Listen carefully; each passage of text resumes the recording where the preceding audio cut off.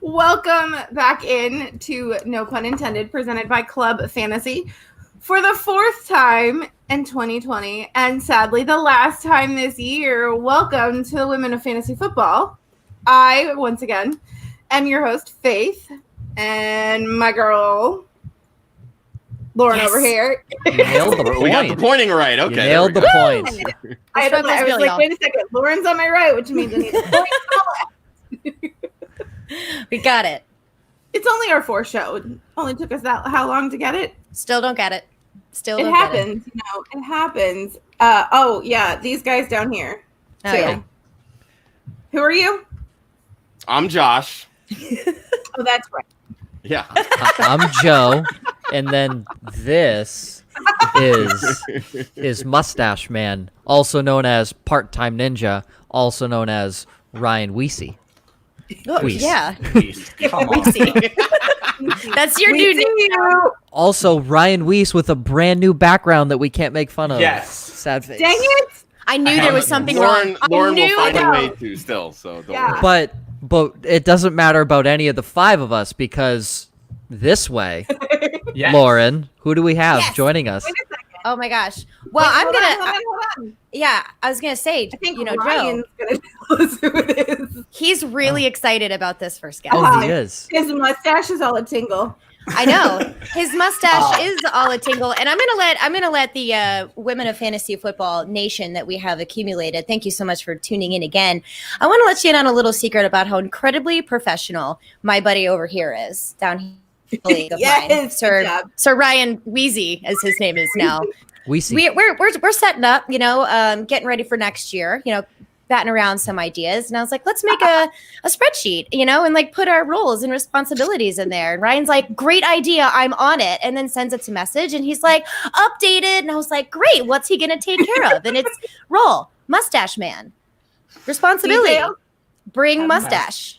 Like that's great. That's his contribution. Josh Fantastic. is just the things, and Joe is the guy who gets told when he can talk. Yes. Well, both of them is kind of That's Josh, but okay. And before we bring in our illustrious guest, do I get the honor of announcing our very first raffle winner? Go for it. Oh my gosh. Okay. All right. So let me I'm going back to my notes because I'm super professional. Let me see. Okay, it is. It is a 2-week subscription for fantasygo.com. And it goes to, drumroll please, John Byrne. Congratulations, John. Hit one of us up on the socials and we will get the information over to you. But congratulations, John Byrne. 2-week subscription to fantasygo.com. Thank you so much for tuning in and donating. Appreciate it. Yes. And I am very excited to announce our first guest, who is the first guest that I also get to introduce, but I fought for this. I've been a fan for such a long time. I rave about her to anybody who will listen. And when Josh mentioned the idea for all of these shows for me, she was the very first person I thought of and reached out to. So welcome to the show, Brandon Marianne Lee. Woo! Thank you, everybody. I am going to apologize for the echo. I am in my living room, but we just moved, so we have nothing in it. I think it makes you sound mysterious, like you're some goddess from Olympus, like come to talk to us. That's what I think, which anyway. Basically, is what she is. So Exactly. For sure. I have a fake fireplace behind me, Brandon. You have nothing to apologize for. I have laughter sparkles like sunshine, so... Oh, I like Hers that, is very though. positive. Mine's fake purple fire. That's really nice. It's just, Isn't it? It's just magical fire, Lauren. That just means that you have... You too are a goddess, Lauren. Oh, thank you. Let's see if we can change colors. I can do that So later. many goddesses, and you guys will get an echo sometime when you move into a dark cavernous. You too can have this sound effect. But wait, there's more. Oh, yes. Now. Yeah. I So mean, we've literally been nothing. My husband said, I am so sick of feeling like I'm living in a hotel. And I didn't laugh because I've been mean to him today, which we'll discuss later. I didn't mean to, but it ended up being that way. But he's right. It's an empty, sad hotel. So it's okay. It'll become a home soon, but now it's a little sad. But thanks so much for having me. So I really Oh my gosh, thank you so much for coming on. So just a general question we've been kind of bouncing around with some of our guests here, but obviously you've moved. So that is something new that's been going on during this weird 2020. Yeah. Anything else that like maybe COVID has forced you to do that you've been changing around? Have you learned to cook new things? Have you had to homeschool? Do you have children? Tell me about yourself. Yeah. Well, I got pregnant. So, right. So let's Congratulations. bring humans onto the planet. Congratulations. It's a weird time. But actually, my husband and I tried for like 3 years. So we kind of gave up, actually. And we were like, well, because of COVID, like we were supposed to get our second round of IVF. Our first round was unsuccessful in April. And we'd done 5 IUIs that didn't work. We'd done everything for 3 years.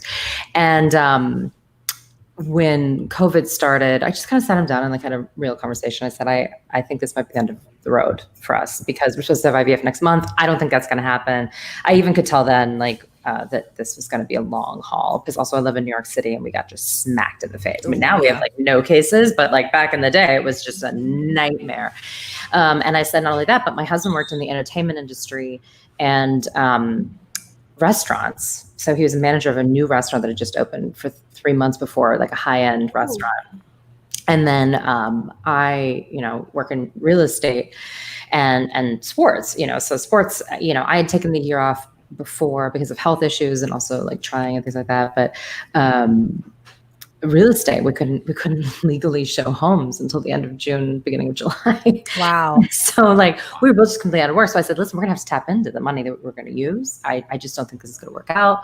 We were like, whatever. And lo and behold, like on Easter Sunday, actually, we found out we were pregnant, which was like the beginning of April. And I was like, what? And I was like, because we had like a less than 5% chance naturally is what our doctors told us. So it was pretty crazy. So Doctors are wrong all the time. yeah, I guess so. Whatever. I'm gonna. That's fantastic. Oh my gosh. Brought a little tear to my eye there. Like, Oh, thank you. So in terms of COVID, that was nice. Although it's very weird. Like my husband hasn't been able to be at any of the appointments. They don't let them. So he has like FaceTime and I'm like trying to show him the little screen. I'm like, see, there's a little heartbeat there. So we've been doing that. And that's also why we moved. We moved to get an extra bedroom so that we have somewhere to put the little babe when it comes in December. So we were like, 1-bedroom apartments in New York City aren't really made for this. So we just moved downstairs. Like literally it's like 1 floor down. Oh, that's not bad. It was horrible. I really don't suggest it. Because my husband, he was right. He was like, I don't want to waste $1,000 on a mover to move 1 floor. But the problem is that it's the same amount of stuff. And I'm pregnant, so I can't move it. Yeah. Mm-hmm. So it was like 4 full days of tiny little loads up and down staircases between 2 of us. Dude, your calves and your thighs must be like on point. Well, Right. and I could only do it for so long. Again, because I'm like 20, almost 26 weeks, so like I'm not small anymore. Yeah. And also I just get tired, and so unfortunately he had to do it. So he's like carrying all his big stuff. I was like, sorry about that. So Yeah, you You say got to be doing enough I'd work. be like, I good think. job, babe. Yeah. yeah, and that's what he said too. He's like, well, you're putting a human on Earth. Yeah, you're growing Okay. a human being. That's a lot of work. Yeah. So that's kind of been my COVID-19. It's been rather eventful. So I'm Yeah. assuming your building doesn't have an elevator then? It does, but like going from the 3rd to 2nd floor is just how you lose friends. I mean, Not if you're moving. I know. So we pregnant. did use it for the big stuff, but sometimes I was That's how like, you if I'm carrying stuff like I can just walk down. I should. Listen, it's if tough. somebody drops you as a friend because you choose to use the elevator when moving your apartment from the 3rd floor to the 2nd floor, then they While were pregnant. never really your friend to begin with.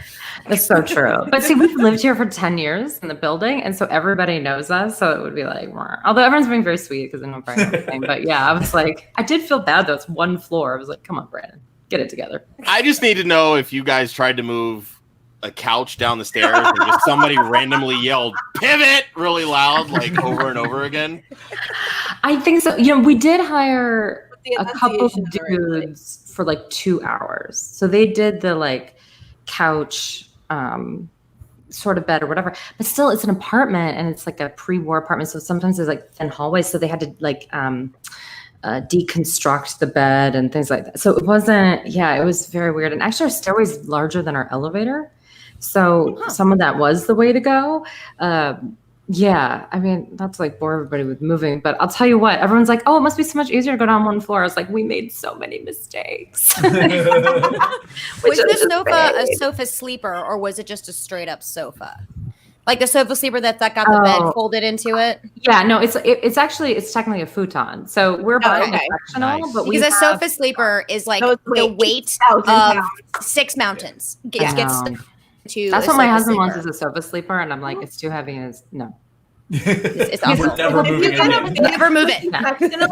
That's like big enough to sleep 2 people. You don't need a sleeper sofa. I agree. Well, like we need to get rid of. I mean, this futon is disturbing, but we kept waiting because we were like, well, we don't want to buy a couch that can't fit into an apartment. When you live in New York City, like if there's a lot of times that just doesn't configure correctly. We can't just like put it in a big room, because a lot of times you don't have a big room. So I thought, well, until we really have like a bigger place, because we'd wanted to move for years, but we kept just waiting. But now we're going to get a new something, like a sectional, something that's like bigger and comfortable. But my number one thing is just comfort, because we have this futon because people come and stay with us, which is nice. But I'm like, you know what? Like, we're old. Like we're not 22 anymore, and my back hurts. Yeah. Pregnant. So all I want is a comfortable couch. Like, I don't even care about anything else. I'm like, if you're coming to stay with us for free, I have an air mattress that we're gonna do from now on. I am not gonna just make your comfort for one weekend every 3 years to visit us the number one thing when looking for a couch anymore. I'm like, no. I do Just have make a sure twin. You get dark colors. Yeah, true. Dark colors, because that child will find every stain. Yes. I actually have a love seat. I have a love seat that folds out into a sofa sleeper, and it is the greatest thing ever. So I have that as like the emergency guest backup, also known as I sleep in here when my husband snores, and it's amazing. And it's like small and compact, but it also folds out to a bed. I love it. Walmart, $300. Come on, baby. I know what Brandon's talking about. My aunt and uncle currently live in the Bronx, and they used to live in Queens. And before they bought the house they live in now, they lived in an apartment in the Bronx as well. And both of them were 1 bedrooms, but the way they were laid out was so funky. Yeah. And even now when I go to visit their house, they have a 3rd floor. Technically they have like a basement as well, so there's like 4. And there's just a mattress up there.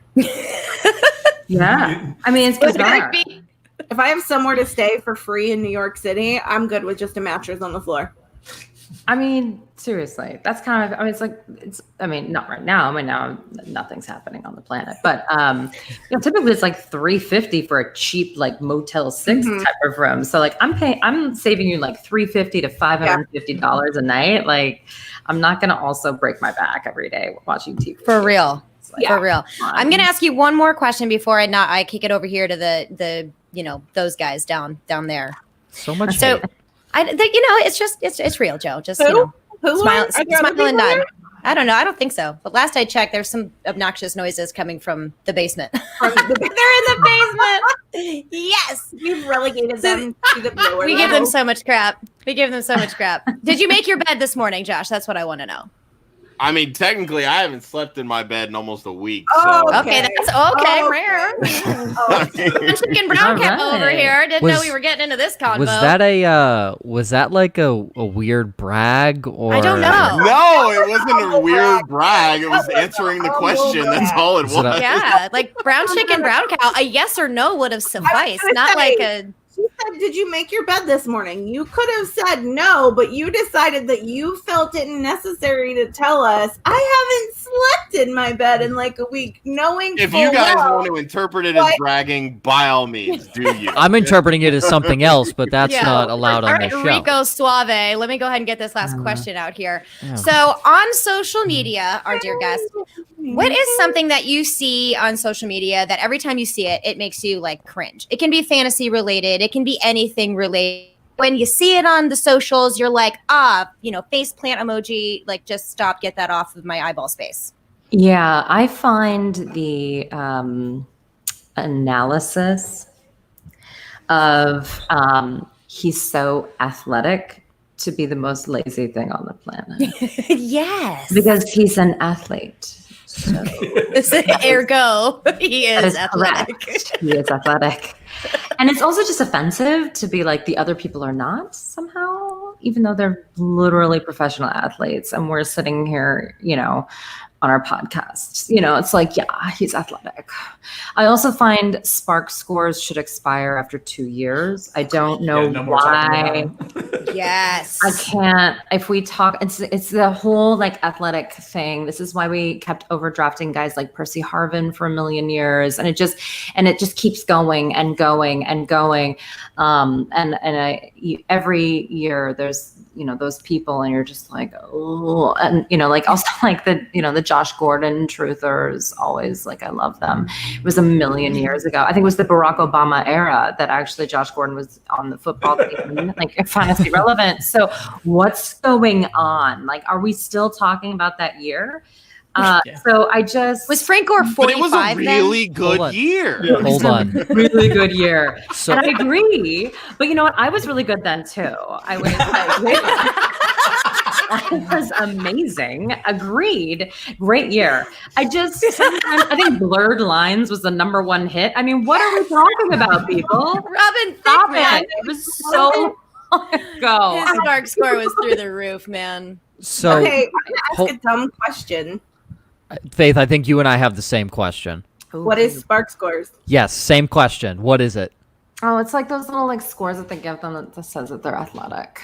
Yeah, Isn't it's, it, Oh. It's like, Oh. it's like Nike part of thing. their, it's a Nike driven athlete Yeah. score. When I worked for Nike was when they developed Spark, and they had it was a whole slew of like athletic testing to determine like measurables and things like that. and it's Faith. basically when they're drafted. So if they're Yeah. 30, it should not be a conversation. Yeah. It's No. like it just doesn't make any sense. But yeah. Faith, let me interpret, right? Numbers. It's a bullshit stat that some asshole made up. That's Yeah. that's exactly what it is. It's an opinion rating. Yeah, it's 100% opinion based. So, God, I hate these weirdest stupid ratings. Brandon, you have a new fan in Joe because he absolutely hates when I bring stuff like that up It's into like conversation. Brandon, have you ever heard of the college dominator rating? It's the dumbest piece of garbage ever invented by man. It is so stupid. College dominator rating. All up in his Huh. mic. That's how you know. It's so gross. I think I it's just so felt the spit over stupid. here. I know. It's just so I bet. stupid. Don't sleep on that 100th percentile breakout age for Brian Edwards. Come on now. Ready? Look at the person play the game of football. Are they good? Will they be good at the next level? Have your opinion. Well, but it's in context. This is my whole thing. That's actually how I became like a fantasy, like how I went up on the ranks, is that I always said like I put everything in context. Sure. And I'm a pragmatist. So the Spark score is relevant if you just got drafted within 2 years. To me, it's 2 years because first year, especially for positions like tight end, you're usually like not going to work out anyway in terms of fantasy. So second year, maybe third, you're really pushing it. If you're 30, if you bring up the Spark score, I can't talk. So Frank Gore's Spark is out. He's the one I might that I might expired actually 50 change my years mind on ago. that. Were there Frank Gore. Sparks invented when Frank Gore started? That's a playing good question. football? I actually don't don't think know. so. That No, they I raced don't him think against so. Velociraptors to Yeah. get that. Frank Gore's Spark And then will the never pterodactyls. die. It will never die, and that's No, fine. it's true. He's Never the only one die. who I can make an exception for. But Yes. if someone has a killer Spark score, if they're sitting atop a depth chart where there's no one really behind them, okay, if the football team really needs them to perform at whatever level, I then would look at that person as a potential sleeper of sorts. Again, sleeper is such a vague word now, but in my opinion, that's context. Okay, so now this person is worth watching. I'm still not going to take them like super high or something crazy town, but it was kind of like when Joe Mixon came out and everyone his rookie season way overdrafted him. I mean, it was insane. And I was like, but he's on a team with the worst offensive line. They're a complete disaster. He was not actually exceptionally good at breaking through, and breaking through tackles was just not part of his thing. He was, kind of like across the field, and I was like, and not only that, but like nothing was going to open up for him. It was never going to open up. They were always going to run. And sure enough, he was one of the most overdrafted people in the first part of that year. So that's when a spark score is not relevant, because in context, it doesn't make any sense whatsoever. But yes, okay, I'm okay with a spark score when you're looking at someone who might break out because of XYZ and combined, but I'm not going to be like, oh, spark score 10 years later, awesome, I'm definitely drafting this guy. And it just, it gets ridiculous. So that's my whole thing about stats in general. If you can't put it in context for me, then it's just a waste of time. So can I don't know this guy's spark score. Can I get your opinion on Clyde Edwards-Hilaire's spark score?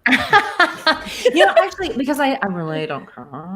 So why we like him is because he's on a team that can score a bunch of touchdowns. Yeah. So especially if you're in a half point or a non-PPR league, to me, he's just someone that, because again, he sits atop the depth chart. But prior to Damian Williams sitting out, I was drafting him instead because I could get him way lower. And I was like, he's also the starter. Like, so I wouldn't have been like, oh, he's definitely the guy.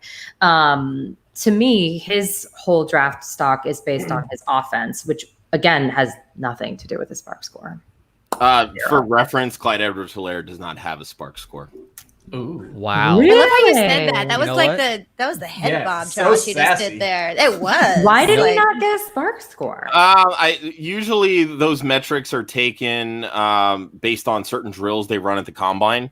So if he missed one or two or several of them, they can't compute an accurate spark score as a result. You're right. But Weird I comment. mean, his college dominator was only in the 27th percentile.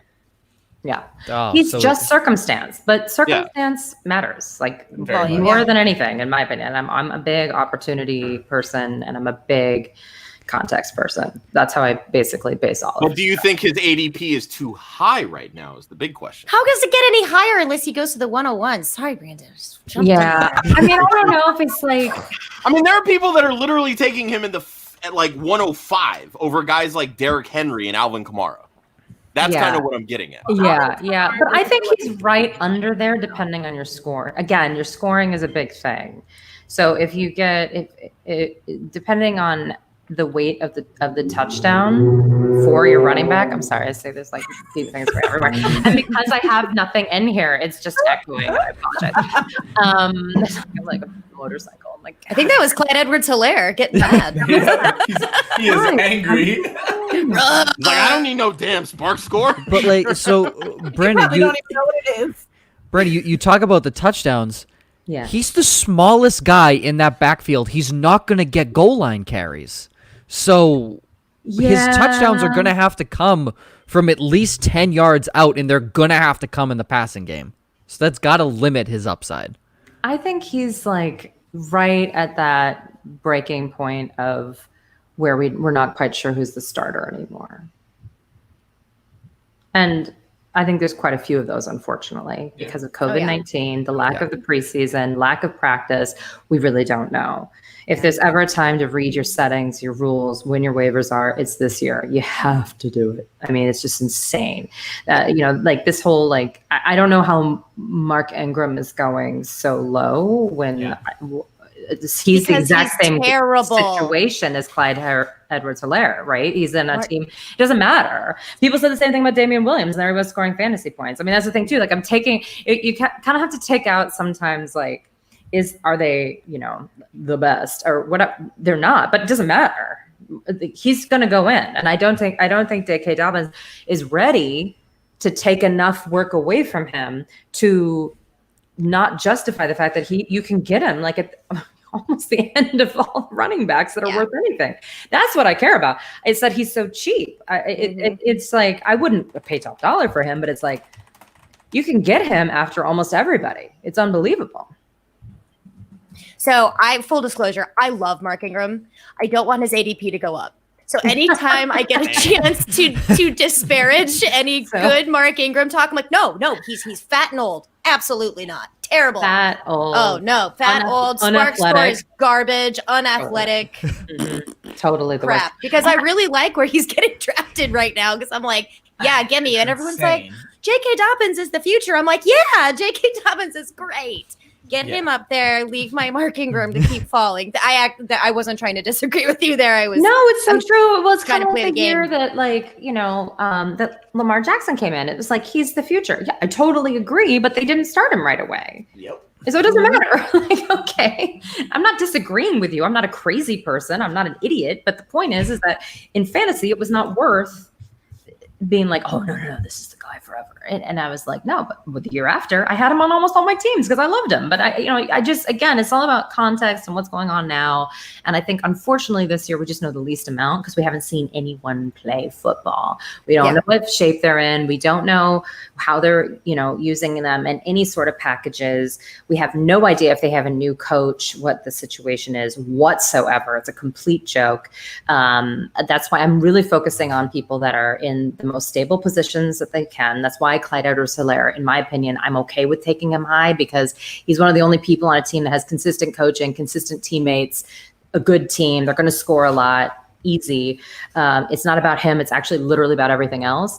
But again, it's COVID-19. I think that it's hard to overstate how important those things are this year. And then to just like week 1, week 2, week 3, just be as active as you humanly can on the waiver wire because that's when we're active. Yeah. Yes. I hear you on that. I almost wonder how much of youth is going to be really the hero. A friend of mine, Smitty, actually mentioned that to me because I don't like rookies. In redraft, I don't like rookies at all. I avoid them. But what happens with youth versus age with these soft tissue injuries, the ability to bounce back quick enough to get back on the field because there's not OTAs. They don't have conditioning. They don't have these things they're used to having. So we're going to see a lot more injuries. So is this going to be like end of the year, like rookie dominance? Who knows? I have no idea. I think it really depends because also rookies aren't used to being in football NFL shape. And they haven't hit a 350-pound man going 100 miles per hour yet.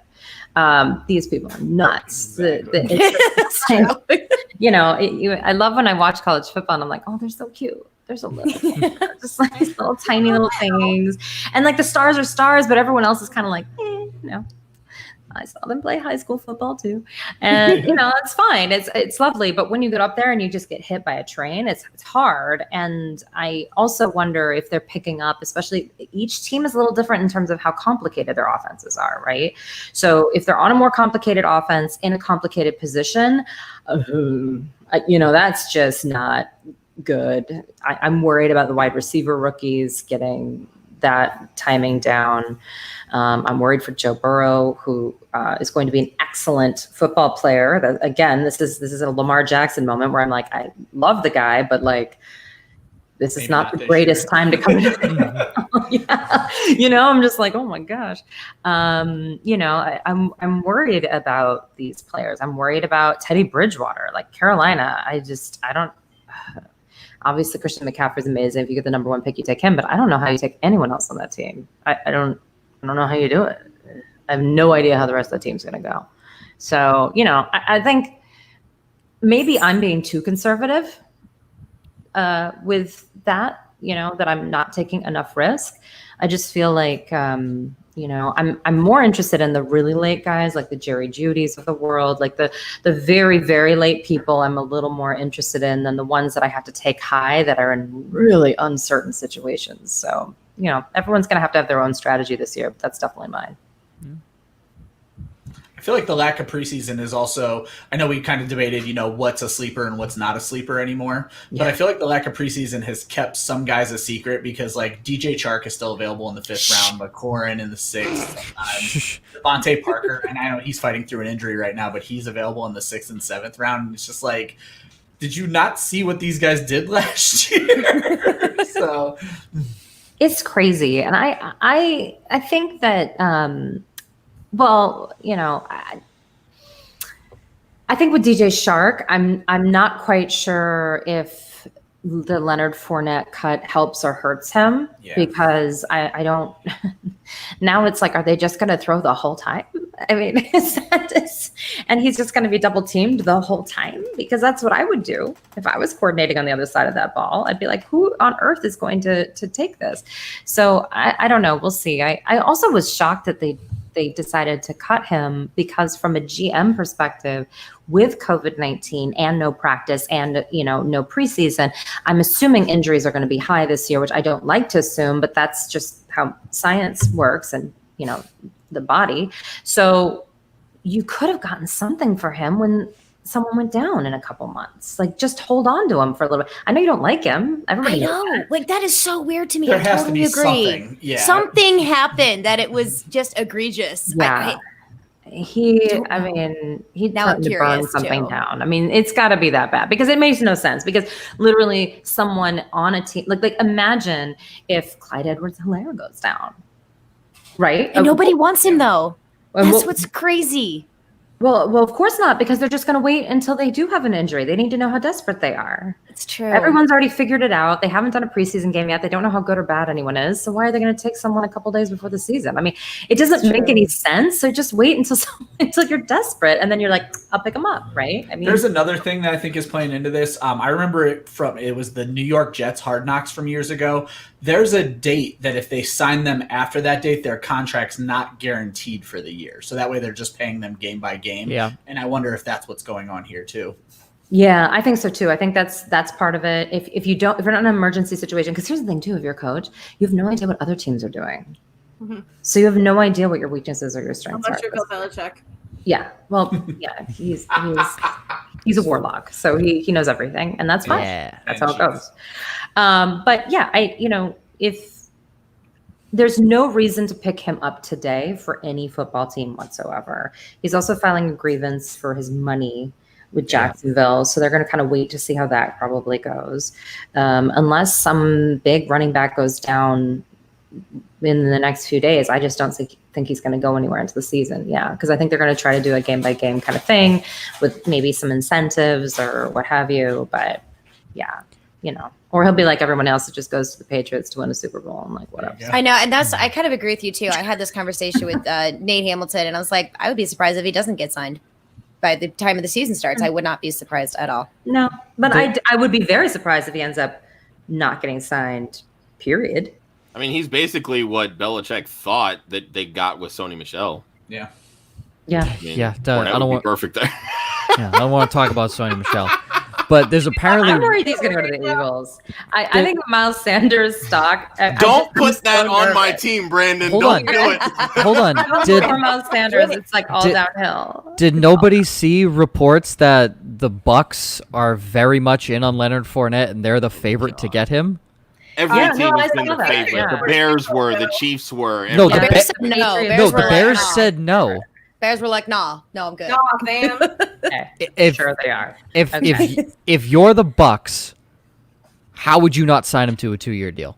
Because Rojo, come on now. And God. LaShawn McCoy, who's like 22 still. Come on. Oh yes, yeah. And Keyshawn Vaughn, breakout of the year. On show this show. LaShawn McCoy's running on 2 Shut up, bionic shut up. knees at this point. Ronald Jones doesn't know left from right, and Keyshawn Vaughn, great, yeah, unimpressive in camp. Oh really? He was sick. Oh, unimpressive in camp. Are we? Joe, you're Are we unimpressive all the shocked? time. I know. Faith, you would think I know because I know Keyshawn Vaughn's unimpressive coming from someone who's unimpressive himself. But your But- earphones are very. Well, but remember, They are. Ronald Jones had like the worst rookie camp and preseason of all time. I mean, that was whoa. So I don't think they're going to cut Vaughn if they didn't cut Jones. I mean, Jones was They're like, not going to cut him. it was so embarrassing because it was like, oh, great landing spot. He should totally be fine. And then I saw him like actually with real NFL people, and I was like, oh no. no. Delete the former episodes, please. Get it out of there. Because, at the time I was Yeah. like, oh, it'll be great. It's a great landing spot. But no. So Isn't it amazing how things change? It's Yeah. hilarious. yeah, well, and that's the thing too. People get very stubborn on their takes, and I find that very bizarre because like life happens. Every week I never get stubborn on takes ever. and people will bring up like when I was the only person that said not to draft Joe Mixon his rookie year, they'll still bring up and be like, would you draft him now? I'm like, yeah. Like Yes, that's how it's football forever works. ago. He's better now. And by the way, I was right. So what are you even pointing out? Like I win. I don't understand. We're a woman, Brandon, and we're always right. And speaking of always right, homeboy down there with the mustache. Oh, she nailed the point. Oh, yes, she did. Yes. The mustache man has a question. So one of the questions I had was, it seems like everybody is starting podcasts these days, where even writers are all branching out. We're kind of an example of that. You were one of the pioneers of kind of like women in the fantasy football industry with Her Fantasy Football. What made you guys different enough to grow so large? And what would you say was your biggest or favorite milestone that you ladies hit? Well, thank you. Well, I mean, our favorite milestone is that we were the first all-female fantasy podcast ever for any sport. And that was fun. So that's cool. And also we were able to do our Sirius XM show, and we were nominated for Best Radio Show for that, for FSWAs or FSTAs, maybe both. I don't know. But it was great. We loved our Sirius XM show. So it was also really great to do it with my two actual sisters. People always ask, are they really your sisters? And I'm like, what a bizarre thing to lie about. They're my sisters. Come on now. Related. I mean, you guys all look alike. Yeah, we do. Actually, we're not only like related, but the gene pool is shallow. Like, not a lot of variety. No. So you've clearly never seen a picture of us because it's pretty clear. Basically, my family and I have been playing in a league for 13 years, what have you, and we loved it. But at the time, there was actually very little fantasy content, period. And let alone women, it was just like unheard of. And if there were women, they were only the ones asking the questions. But my sisters and I were really, good and liked it, and we're in numerous leagues and won a lot. And so we were like, I don't understand. Like, why don't people ask women questions? It's not like this is the actually playing of football. It's like a computer game. Like, I don't understand how that's gendered in any way. And so we were like, let's just do it. Let's just do it. So we just like Googled how to podcast. I mean, it was the wild west back then. And we were like, I don't know, we'll just post. And I guess it goes up to iTunes somehow. And but it's funny, we don't even know that we were really the first. So then people started calling like almost right away, and they were like, wait, you're all women, can I interview you? And I was like, yes. I don't, we're like getting like 100 listens at this point. It was like our first like 2 episodes.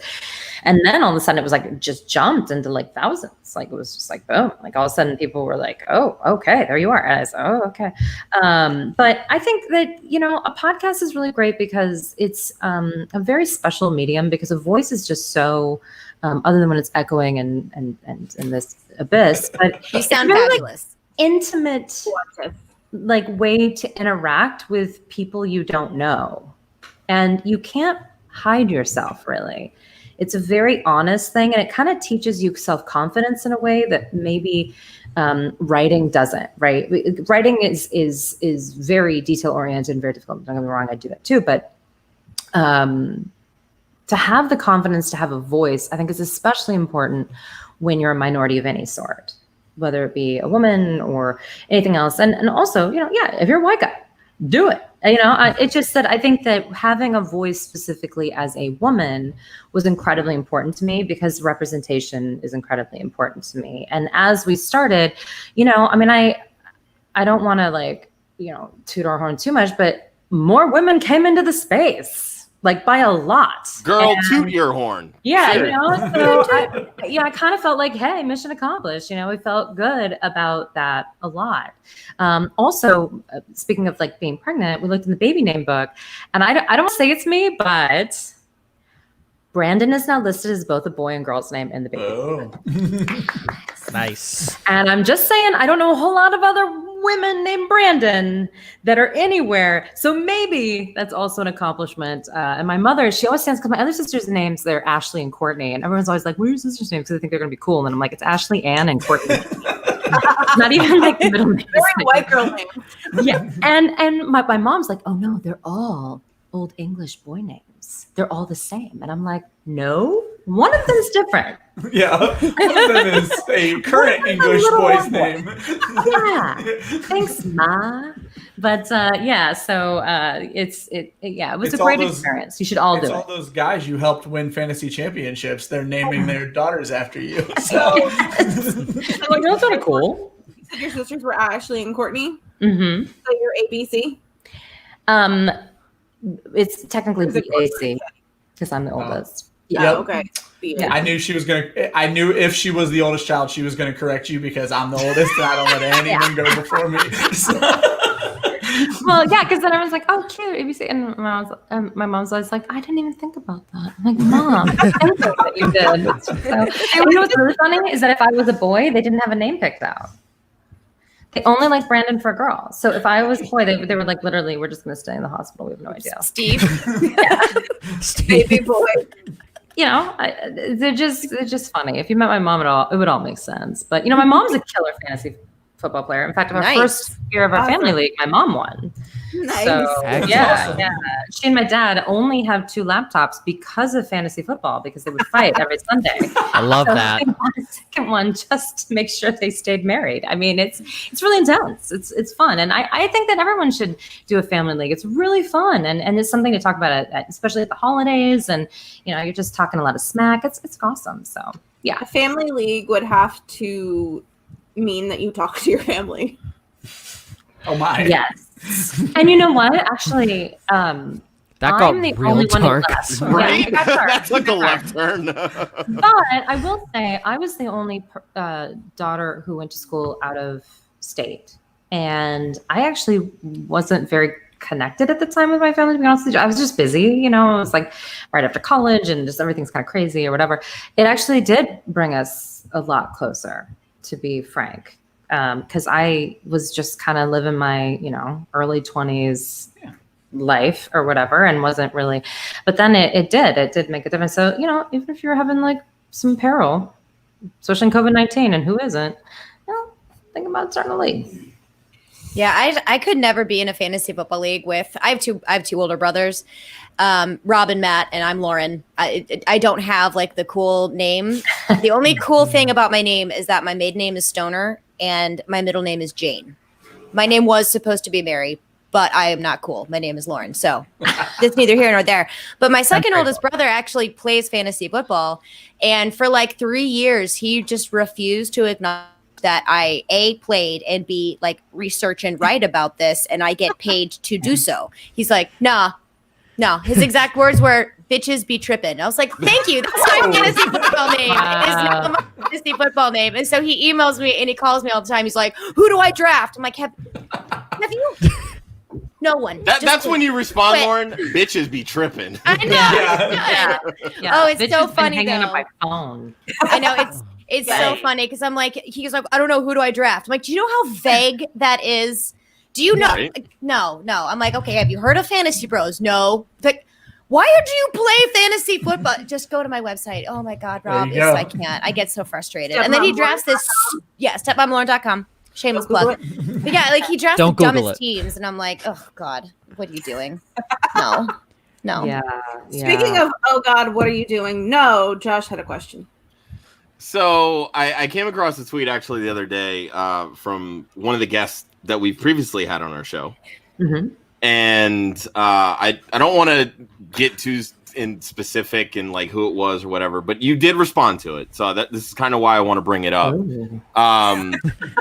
They mentioned, they were referring to a company within the fantasy football scope that does not have any female analysts, I know what you're talking about. writers, etc. And you essentially said that, you know, you could go on and on about that subject. And I saw a recent Instagram post from you, and you kind of listed off a bunch of companies that you'd previously worked with. And I wanted to get your opinion really on just the industry as a whole when it comes to women in fantasy sports. Like where are companies dropping the ball outside of just not hiring them? Where should they be progressing towards? And how can companies get around this idea of, hey, women can talk fantasy too? It's not that difficult. Yes, I think that I was very early in all of this, and so I don't necessarily have the same experience as other people. So I'll say that first. I think that I think there's a big pay problem in the fantasy football industry in general. And what happened for me, and the reason why I had to take time off, is I burned out. I was working for the top companies in the world. Okay. And like, I was one of the very few women on earth that talks about football as an analyst, right? And I wouldn't have been able to pay my rent for anything other than one of the years that I worked in and I'm not talking about like all of my bills, I'm talking about like rent.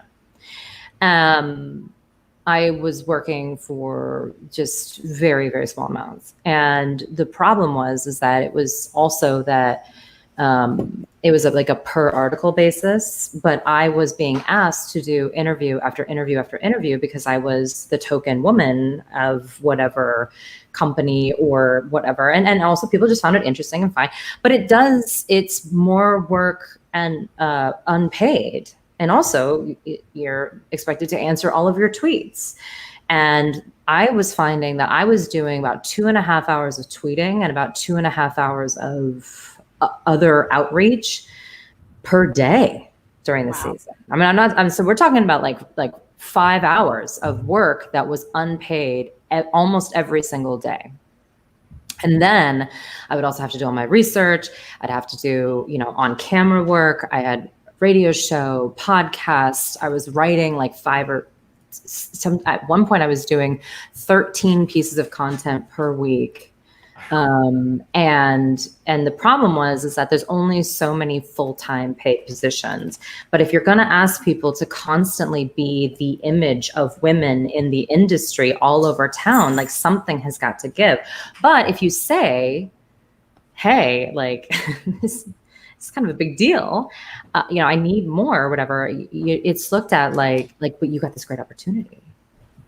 How could you not be appreciative? And it's like, well, okay, so I wrote 2 articles today. I'll make $200. And then I spent another 6 hours doing extra stuff. And also I have to look good and sound good and have my whole home clean to do it. I mean, it's just like, and other people like can get makeup artists or have opportunity or have a salary or insurance. And none of that was ever going to be in my future. It looked like all of a sudden. And I just had to say, I can't continue. And I think that that's the problem. What people don't realize, the difference between men and women in this space isn't even just like how we're treated, but also the amount of extra things we have to do and the time and the effort. And then it's like, you don't say anything because you are appreciative. You do love your job. And then you burn out, and you're not as happy because you're like, there were numerous weeks where I would be going to bed at like 2 a.m, waking up at 6 because I needed to have an article done by 9. And then I'd have to be on camera. And then sometimes I'd have to be on camera in another state. So I'd have to take a train there. It was out of control, and it was really hard to rein it in. So what happens is that I think that there is this element of companies then being like, maybe it's easier to not work with women. They're not really acknowledging like why like it's so exhausting or the amount of work or anything. It's just more like, oh, well, it's just a lot of, work. And it's like, but you asked me to do double the amount of things as everybody else. So it's weird. It's a weird thing. And so I think they've maybe gotten a little bit better about some of these things, different companies. And some companies were really great. Some companies were great. And then got weird, and then other companies it was weird, but then it got great, and it's all sorts of stuff. But I think there's a content creation lack of funds period. This is for men, women, everybody, right? So people are not getting paid for their work, and it's a lot of work. I mean, when our articles, fantasy, are like 2,000 words and highly researched, an insane amount of stats and everything else. Other people that write articles for like little blogs are like, oh my gosh, Brad Pitt's dating a model who's in an open marriage. Like 2 paragraphs, and they're getting paid more than I am. You know what I'm saying? It's like, it's hard to wrap your head around that. So I think that there's just so much content right now that there's like the funds are split up, the content's split up, everyone's trying to compete with one another. And I think that it's just hard to to do that. In terms of, I mean, and then also there were a lot of times that I heard, well, we already have a woman who works here. A woman. We've met our quota. No, really. Like, and it was. We have our token women, sorry. Yeah, you're not going to work here because we already have a woman or women, but they're hosts. I had an agent for a while. One agent said, you have to switch to being a host. Like, I cannot represent you as an Tell analyst. me you fired them on the spot. Yeah, I did. Oh, I eventually did, but I didn't tell him thought because I was like, well, I really, instead I kind of like tried to change his mind, which was just so stupid. Yeah. It was never going to happen. But I was like, the whole thing that makes me special is that I'm not a host, and not only that, but like, I'm not a model. Like, a lot of these women are really lovely and 22. And also there's people that went to school to be a host. Like, it's a different job. Oh, it's a completely different gig. Yeah. It's insanity what has to go into it. It's offensive to be like, oh, just change. It's like being like, Tom Brady, can't you be a tight end? Like, what's wrong? Yeah. And it's just, it's a very weird deal. So, I mean, I said in the tweet, I could go on and on about the topic, and I have, but that's why I asked. Yeah, giving you a platform. I feel bad. But again, I've had really great experiences with every company that I've worked for. And some of them, things got a little bit weird sometimes. And the other ones that never really did get weird, it just was like, I can't financially keep doing this. And especially because my health was suffering so much because I'm getting older. At that time, also I was dealing with infertility. Stress is real. Stress is such a real thing. Yeah. And I just said, I'm never going to get pregnant if I'm sleeping 4 hours a night. Oh, yeah. And every week 8, I had an emotional breakdown for 3 years. I mean, I swear to God, week 8 was lit. I was just like, every time week 8 came out, I was like, I can't. I just would push my chair back. I was like, I need a break. I need a minute. So then I was like, then something's wrong, and I need to fix that. And what I've realized is that, this year with COVID-19, I'm more just like going to be on Twitter, and I'm kind of like excited to really play more because, also, I worked for FanDuel when, remember that controversy? You guys probably, I don't even know. It was 5 years ago, remember? And the guy from DraftKings or whatever played on FanDuel. Anyway, and released the information earlier than they should have. It was just this whole drama. That. We had to submit our usernames to the FBI. Whoa. I remember that. I actually have a friend of mine that works with FanDuel in Orlando, and he was telling me all about that. It's crazy. It was nuts. So, I didn't play DFS for years because I was like, I'm not even going to deal with that. No. The FBI and I are. I wouldn't tweet after that and be like, they're watching me. Yeah. I mean, it was insane. So I was there for a lot of really crazy stuff. I loved working for FanDuel, actually. It was actually the 1 year that I was really making decent, income too. So I was like, oh my gosh, everyone was. And then it crashed and then everyone lost their money. But it was a crazy time. So I'm really excited to do that. I want to get back into it next year, but I've decided I'm only going to work for 1, maybe 2 companies because it just, at one point I was working for I think 6 different companies. I was nuts. Whatever. It was, and everyone's like, oh, I only need 1 or 2 pieces of content. But then again, it was it wasn't just the content, it was everything else, and I'm sure you guys are doing it too, right? Because it's also Twitter's a way to build your brand, but it also is a time suck that you will never get paid to do. Yep. Right. Especially if you're doing it on somebody else's behalf. I know just for me personally, anything that I put out is basically for me. It's just to build my name. And yes, there are 4 articles for certain other platforms that I currently write for, but I don't necessarily have to tweet that out if I don't want to. I want to because I want people to read it and get familiar with who I am. But you touched on something very important that I think some people understand, but maybe not to the extent. When you are on camera as a woman, hair and makeup must be done. You can kind of cheat on the hair if you can get creative with it. Maybe some products are quite lovely. Dry shampoo saved my life.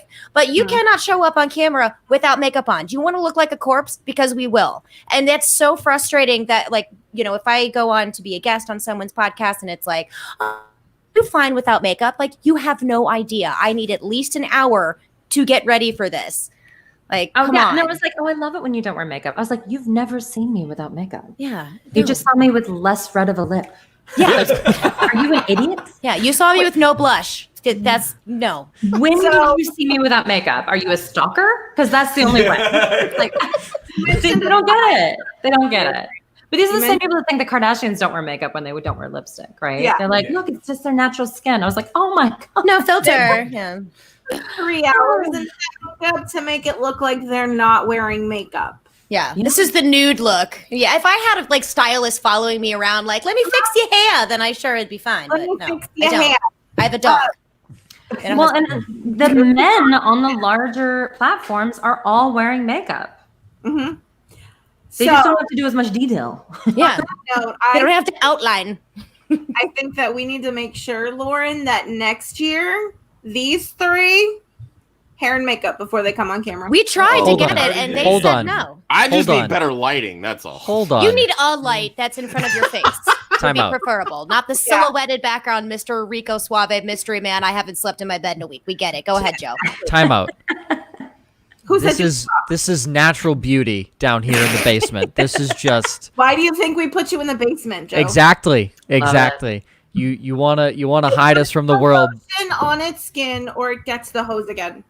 I mean, I do like face wash, but that's it. And then I have break these out little so often, blonde it's so streaks. awful. Brandon, thank you so much for putting Oh, you guys, thank you so much for having me. It was such a pleasure. I hope we get to do it again soon, because you've just been an absolute gem, Brandon. Yes, gem. awesome. One of my favorite guests I think we've had on. We've had on so many talented women, and it has been just a joy to get to know you and talk with you and hear your story. I hope we can continue this on.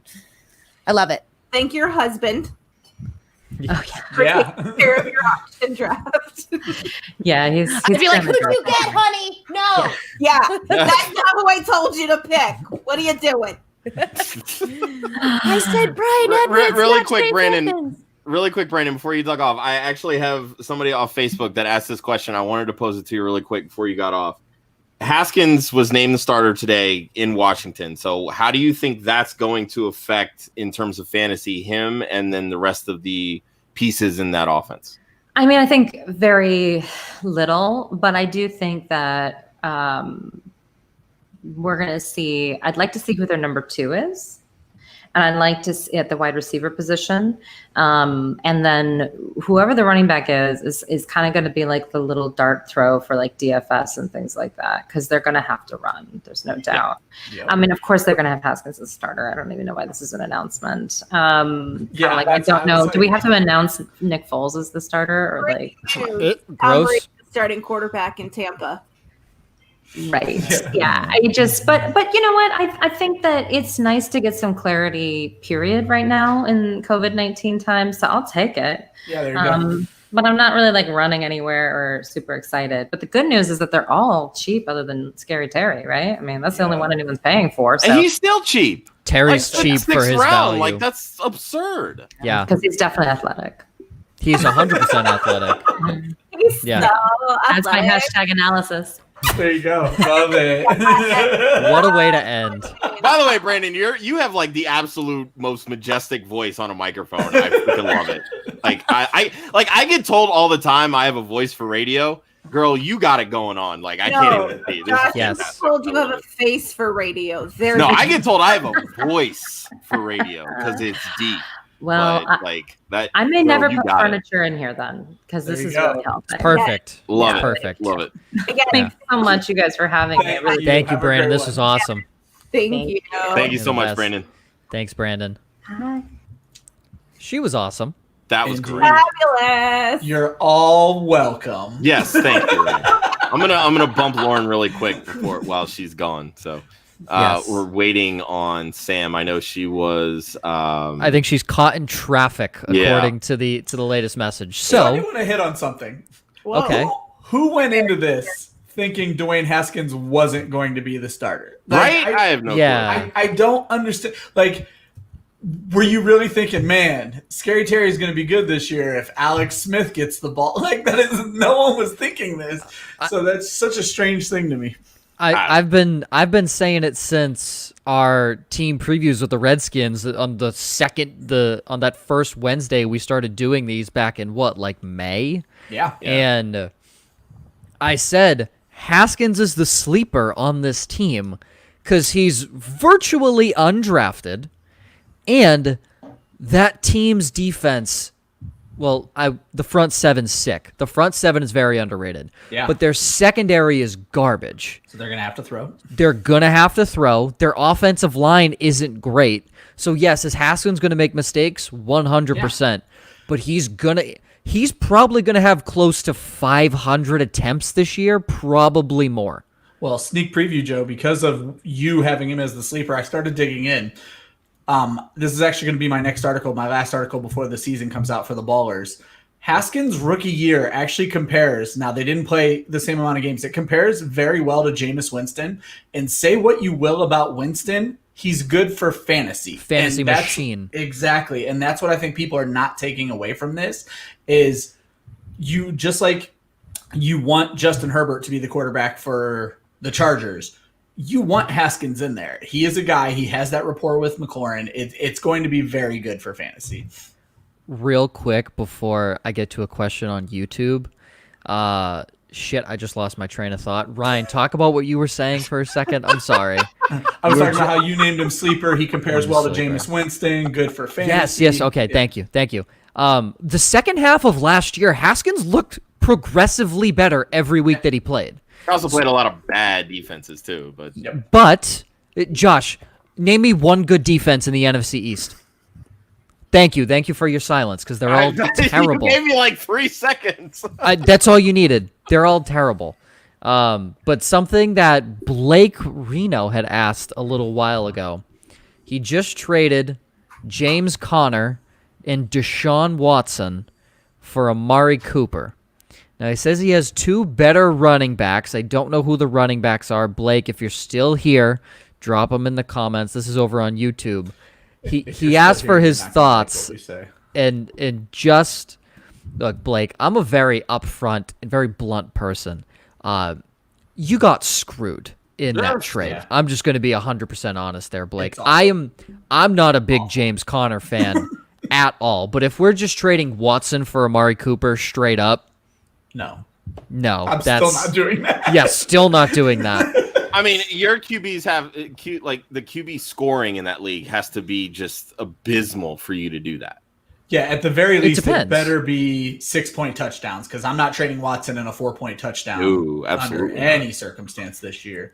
And then, I mean, you really have to be against the Conner bounce back. One of the things that Josh and I had kind of talked about this offseason because he wrote a little article on Conner, and I talked about Conner in my AFC North article, is the lead back for the Steelers eats. If Conner can stay healthy, he is going to get fed. So if you can get the rest of the league to vote against that trade, do so immediately.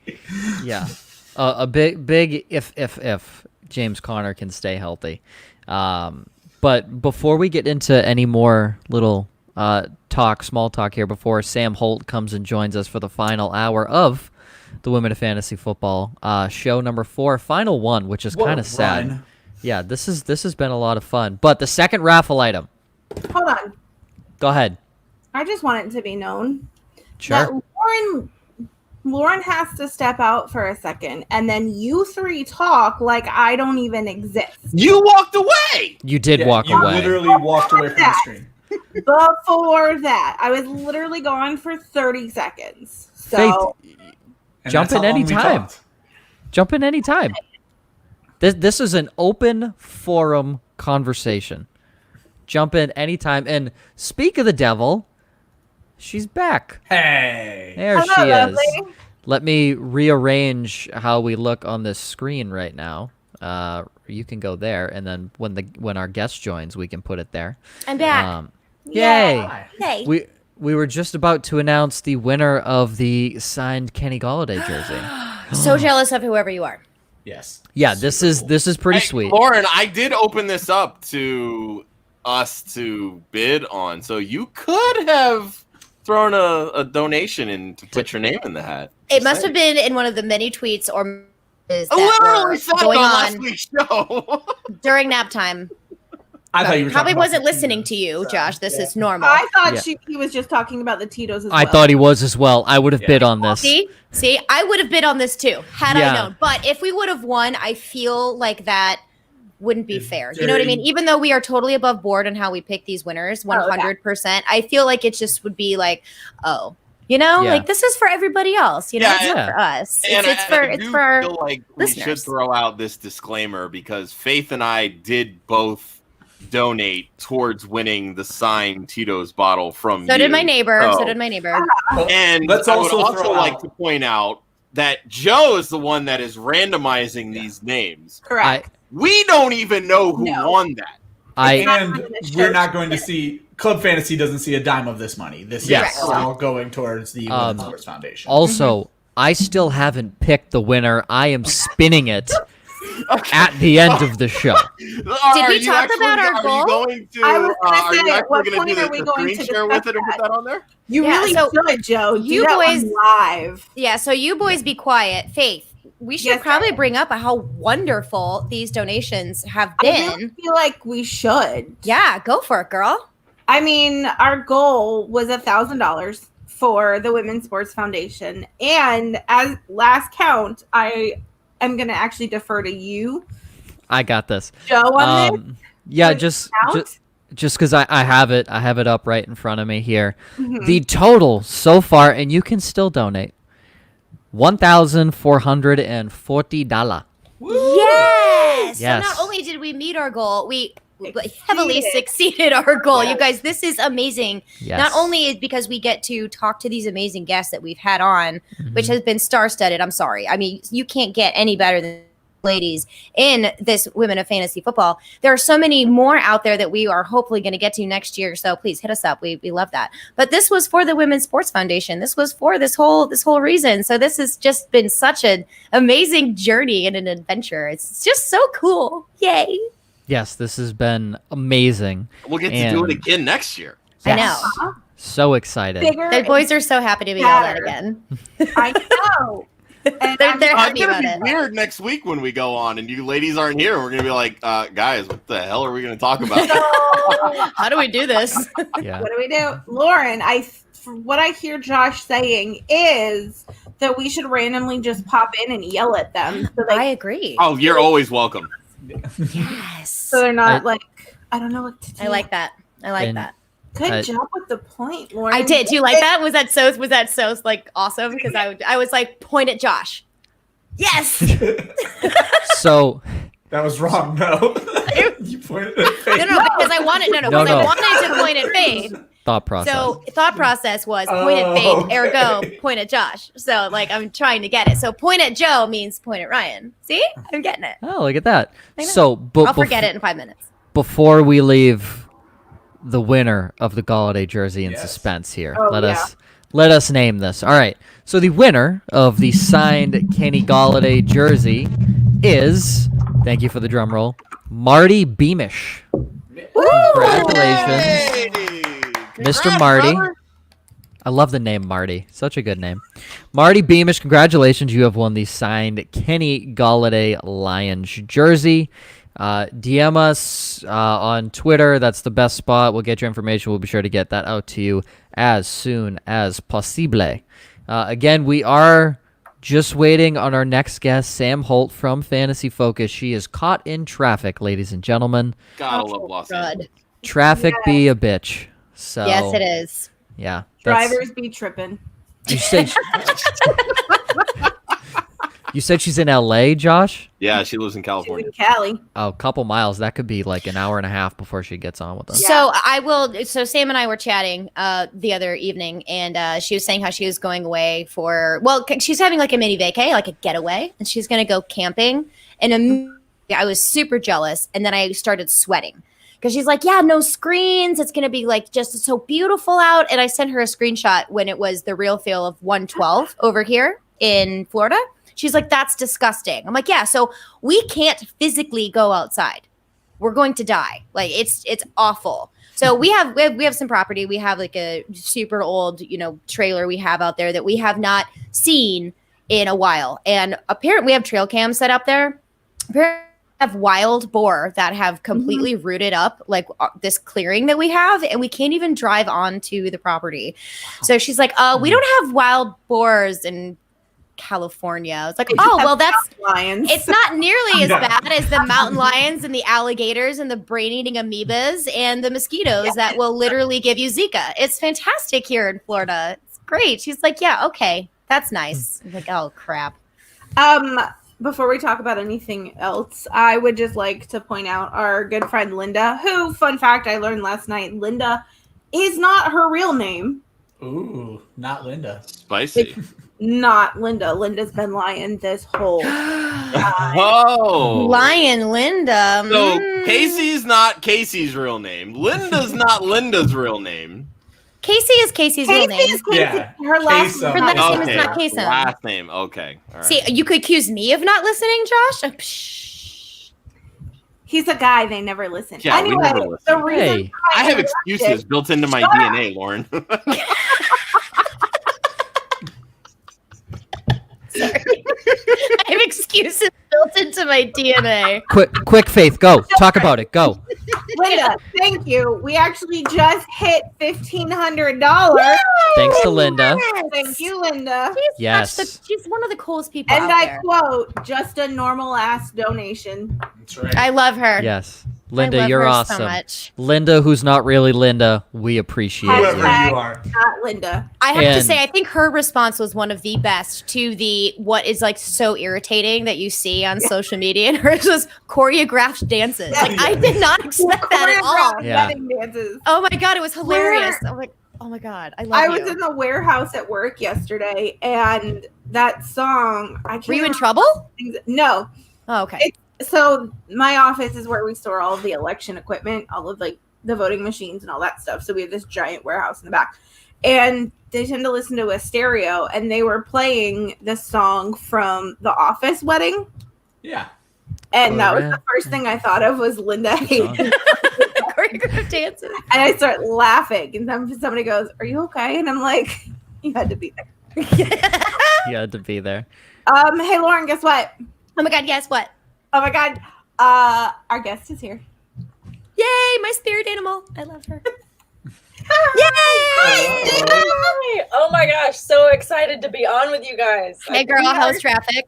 So excited. It doesn't matter. I'll drink wine later. There you go. Well, bust it out now. What's the matter with you? We're all drinking. I know. It was far away, and I was like, I just gotta get onto the computer because it's I was- just my luck that it like takes a minute to like rev up. And it's like, gosh, get on. Oh, get you, girl. I was regaling them with the story of like, getting away and doing some really nice like camping, and and I sent you the screenshot of how hot it was and wild boars, and you were like, no, that's not okay. It's a very not California problem to have as well. Wild boars and panthers. Yeah, I mean it gets hot here, but that dealing with wild boars and the crazy temperatures, plus all the other stuff you guys have. And the wildfires and all that. Oh, yeah, I'm we pretty got a lot. sure. I'm pretty sure everything in Florida tries to kill you. Like it's like, hi, we're Almost like Disney. Australia. Everything else is gonna. Yeah. Yeah, it is. Oh, not to mention the like our Aboriginals. Like the Aboriginals are awesome because they're Australian. How about our indigenous folk? Mhm. They're not so good either. Florida. Hi, I was born Florida in man. Florida. You know what I mean. You are the one of the exceptions. I know a lot of people Hey, that I was born here aren't too, you know. imports. Yeah, but Well, you don't moved count. Other places. Jeez. I just like that. Maybe it's face of just in Josh my neck of proving the woods point. where it's kind of like, whoa. Shut up, Ryan. Awesome. Aw, What was that? I didn't hear you, Faith. Knock it off or kick it off? Because I'll kick Ryan it off. said, "I just like how Josh and Faith are proving our point," and I told him to shut up, and then I said, "Can we kick him off?" Yeah.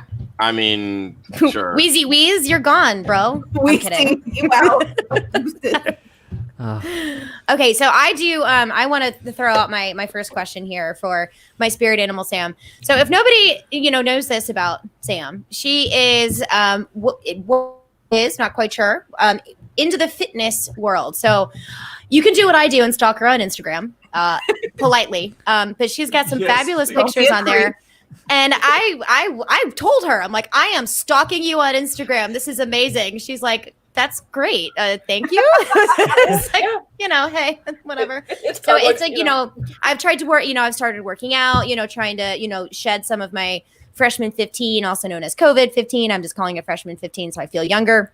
But COVID-19. Whatever, 15, but 15 pounds is what I'm saying. Like, so I know. Fine. Fine, 25. Okay, 25. Don't judge me. Okay? Don't judge me. 25. But Sam has some fantastic fitness photos on there, these competitions that you have done.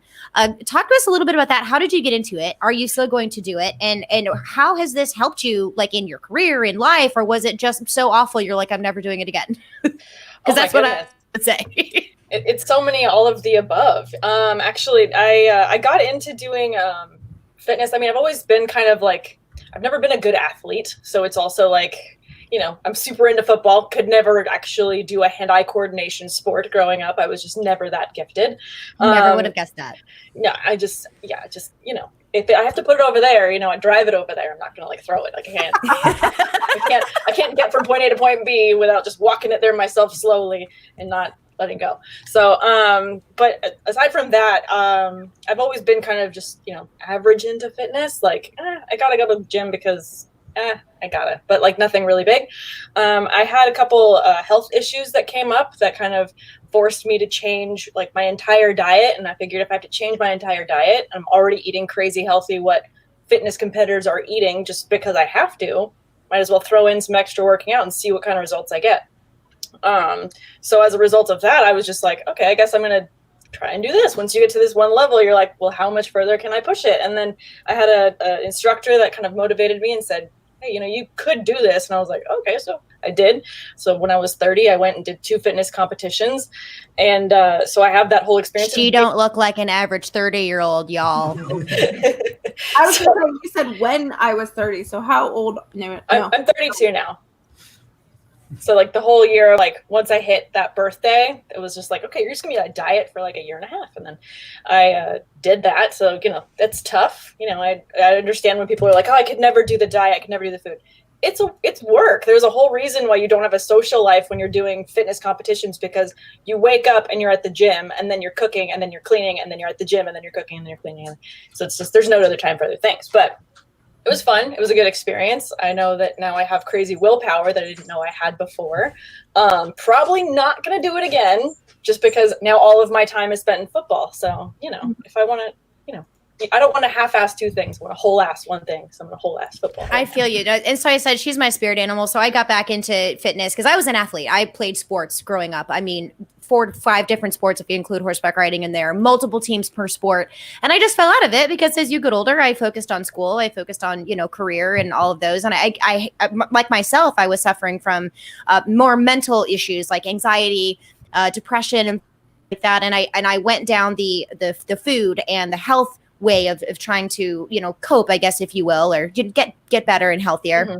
And when I stalked you on Instagram, which I'm not afraid to admit, and I was looking at these pictures and I was just like seeing how much work you had put into it. I remember doing that work when I was playing sports and I was like, she looks so happy and you look so good and you just look so glowing. I'm like, that is what it was like to do it. So that's why I call you my spirit animal, because it's like, yes, like I love it so much. And it's just, even if you never do it again, it doesn't matter. Just the fact that you put yourself through that and you had those goals is just unbelievable. I absolutely love it. And I also apply that kind of mentality to fantasy football too. I'm very, very competitive. So, and I just love it. So yeah. I mean, once you have that challenge for yourself and then you kind of hit one, you know, tier, it's not like, okay, I'm never going to do that again. It's like, okay, what next level can I take this to? Right. So I'm still, you know, as into fitness as I can be. I've managed to somehow lose weight during quarantine. Don't know how I did it. I think it was just girl. You know, I did Postmates a lot. Men do not count in that conversation. You don't have things called raging hormones and too much estrogen. So you guys be quiet.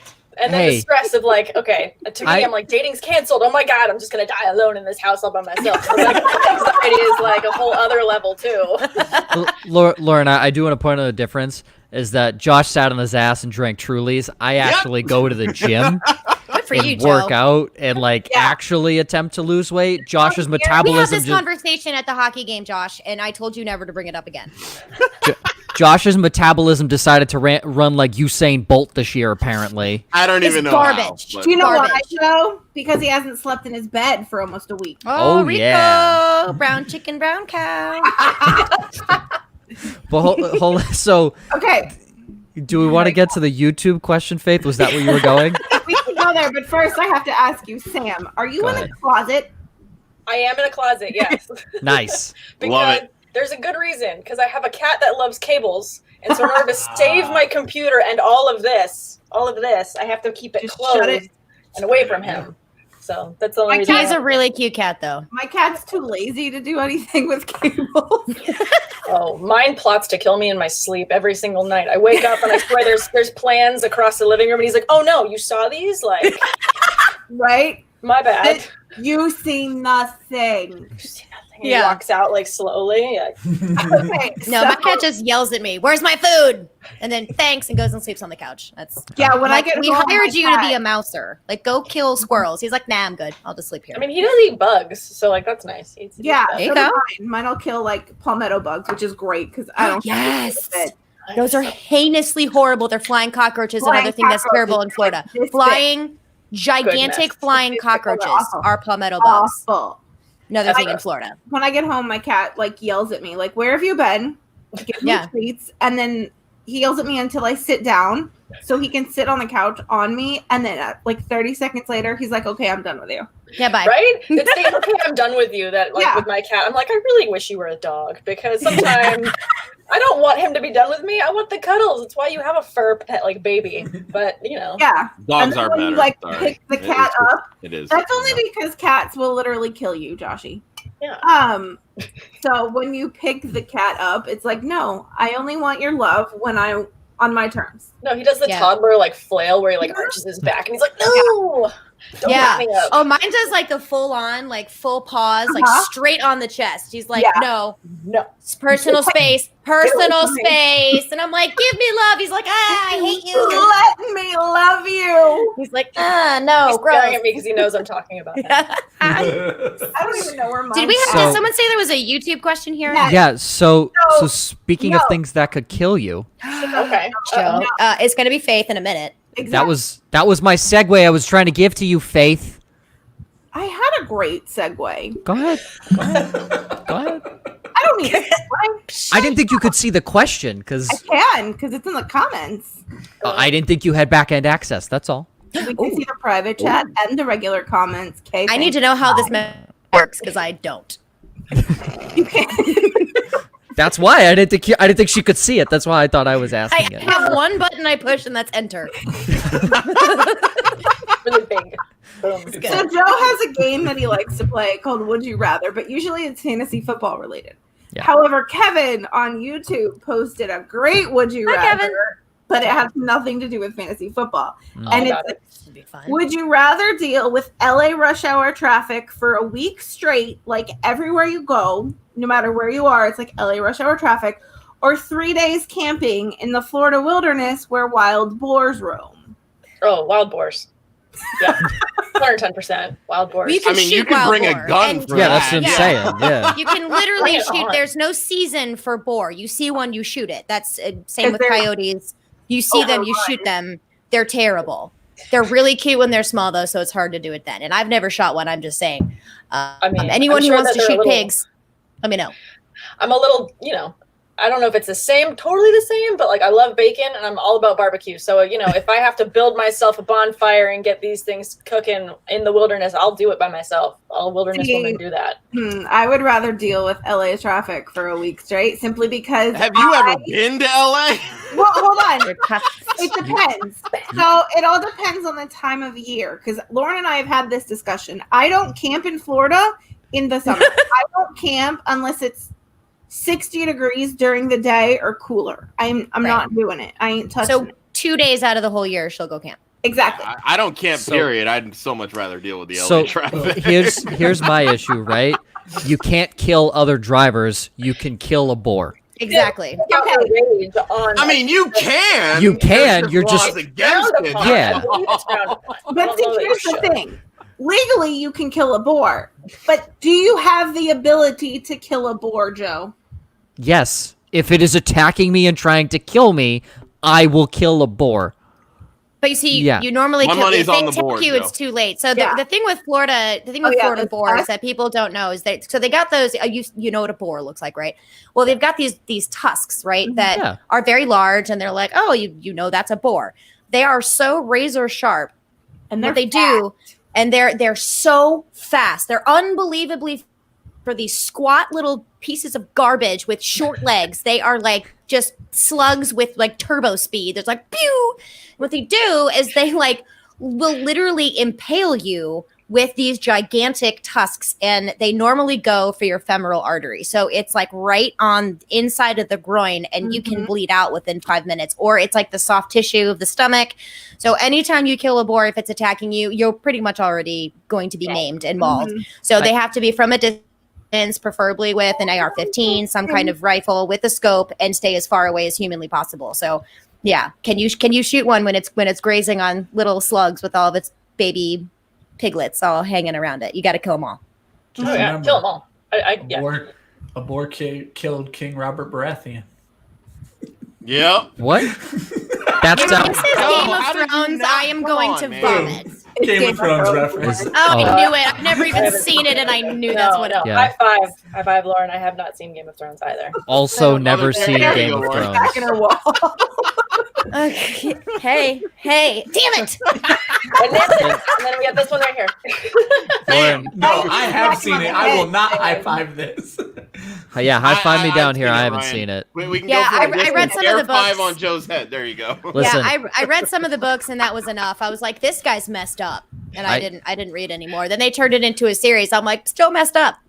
I Still love messed up. Amelia Clark, but I didn't watch any of the show.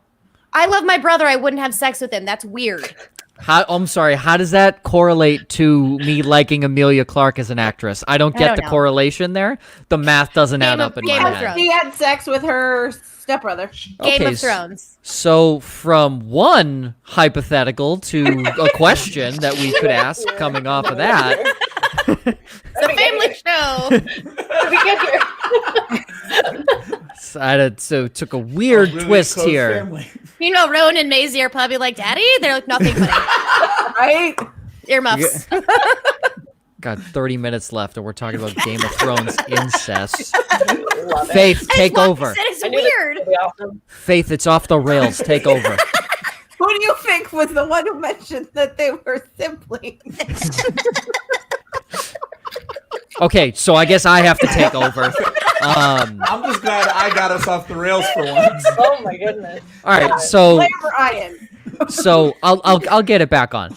Sam, you're a Steelers fan, I imagine, Yeah, by yes. the blanket flag. Is it a blanket? It's So a she likes the blanket. Browns. The mic. How dare you? Okay, so thoughts, because there was a question that mentioned James Conner earlier. How do you feel about James Conner this year? You confident he stays healthy for all 16? And if he does, how do you feel about James Conner in fantasy football?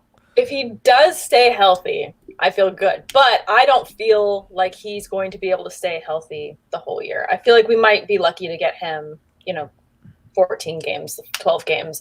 But as far as how the backfield shakes out, if he's not there, I'm kind of leaning a little bit towards Benny Snell. But I feel like it'll be a mixed bag. It's not going to be an even clear cut. This guy's going to be the new guy. So if anything, just a dart throw on one of the other two, Samuels or Snell. But I feel like, I'm hopeful. I wish I had more confidence saying I feel like James Conner is going to be amazing this year and all this awesomeness, and because I'm excited about the receivers, and I feel like the pass catcher is going to do great this year because Ben's arm is back. Apparently, his arm is back. He shaved the beard. He's fully back in the saddle. Excited. However, I'm just a little bit hesitant with Conner. I think because the injuries, they really get me, and I'm hopeful. Yeah. Shoulder bothered him. That annoyed me so much last year when it was like, he is questionable, blah, blah, blah. But then he lost his questionable tag, and then he started, and then, 15 minutes into the game, he's out. And I'm like, don't play. Just don't play. No. Just fix it. Just you're get out not and fix Matt it. Breida, okay? You're not. You can't play hurt. Just don't. I mean, that bugged me so much. And not just because, it's my fantasy football, but it's like, you have next year too. Like, dude, come on, take care of yourself. And because I'm rooting for the guy, I love James Conner so much. And absolutely. It's a love him. contract year for him too. Yeah, contract year. I mean, I would love to see him show out and end up, top 10 running back for the season, top 5, fingers crossed. But, I feel like top 10 could be reasonable if he's healthy and plays all 16 games. I don't think that's out of the question. I think that was a big lesson that we all could have learned last year too, is it seemed like a lot of those questionable guys didn't make it past the first quarter. And it's something that, like, when I was advising people, I'm like, just avoid questionable people at this point. Like, you don't, because they got rid of the doubtful tag. So you don't really, questionable is almost doubtful at this point. Yeah. And especially now with the COVID off season, you're probably going to see re-aggravations like crazy. So. Absolutely. And then even more soft tissue injuries because of the lack of, practice time. And we're seeing a ton of injuries right now. And so it's like everything's pushed forward and it's like, great. All those normal, injuries that we see in preseason games, even we're getting all those in season. We're going to get to enjoy all of those. So if anything, just add IR spots to your league. Word. Yes. I just want to go back to something Ryan just said. He said to avoid questionables. That goes for life as well. Yes. Very much. Well, yeah, absolutely. Very that's much. why we avoid these three as often as we can. That's why Rude. they're in the basement. So we've designated them the cellar rats. Yeah, I feel like now? StreamYard fixed the whole you can move the boxes specifically Just for this us. show. Yeah. You guys are the cellar rats. That's great.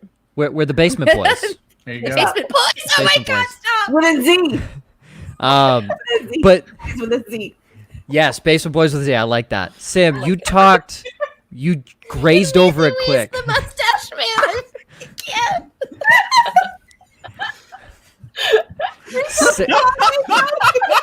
Off the rails. Sam, you grazed over it really quick Okay.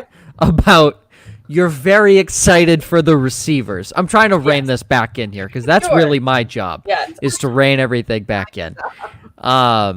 You talked about the receivers. So one of our own, Josh Hudson, thinks Deontay Johnson finishes wide receiver 13 this year.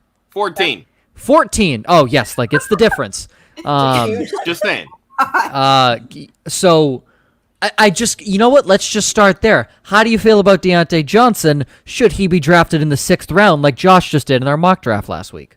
I mean, I don't think it's crazy. I think that's a little early for me. But at the same time, I don't think it's out of the question that he ends up being in this top echelon of receivers by the end of the season.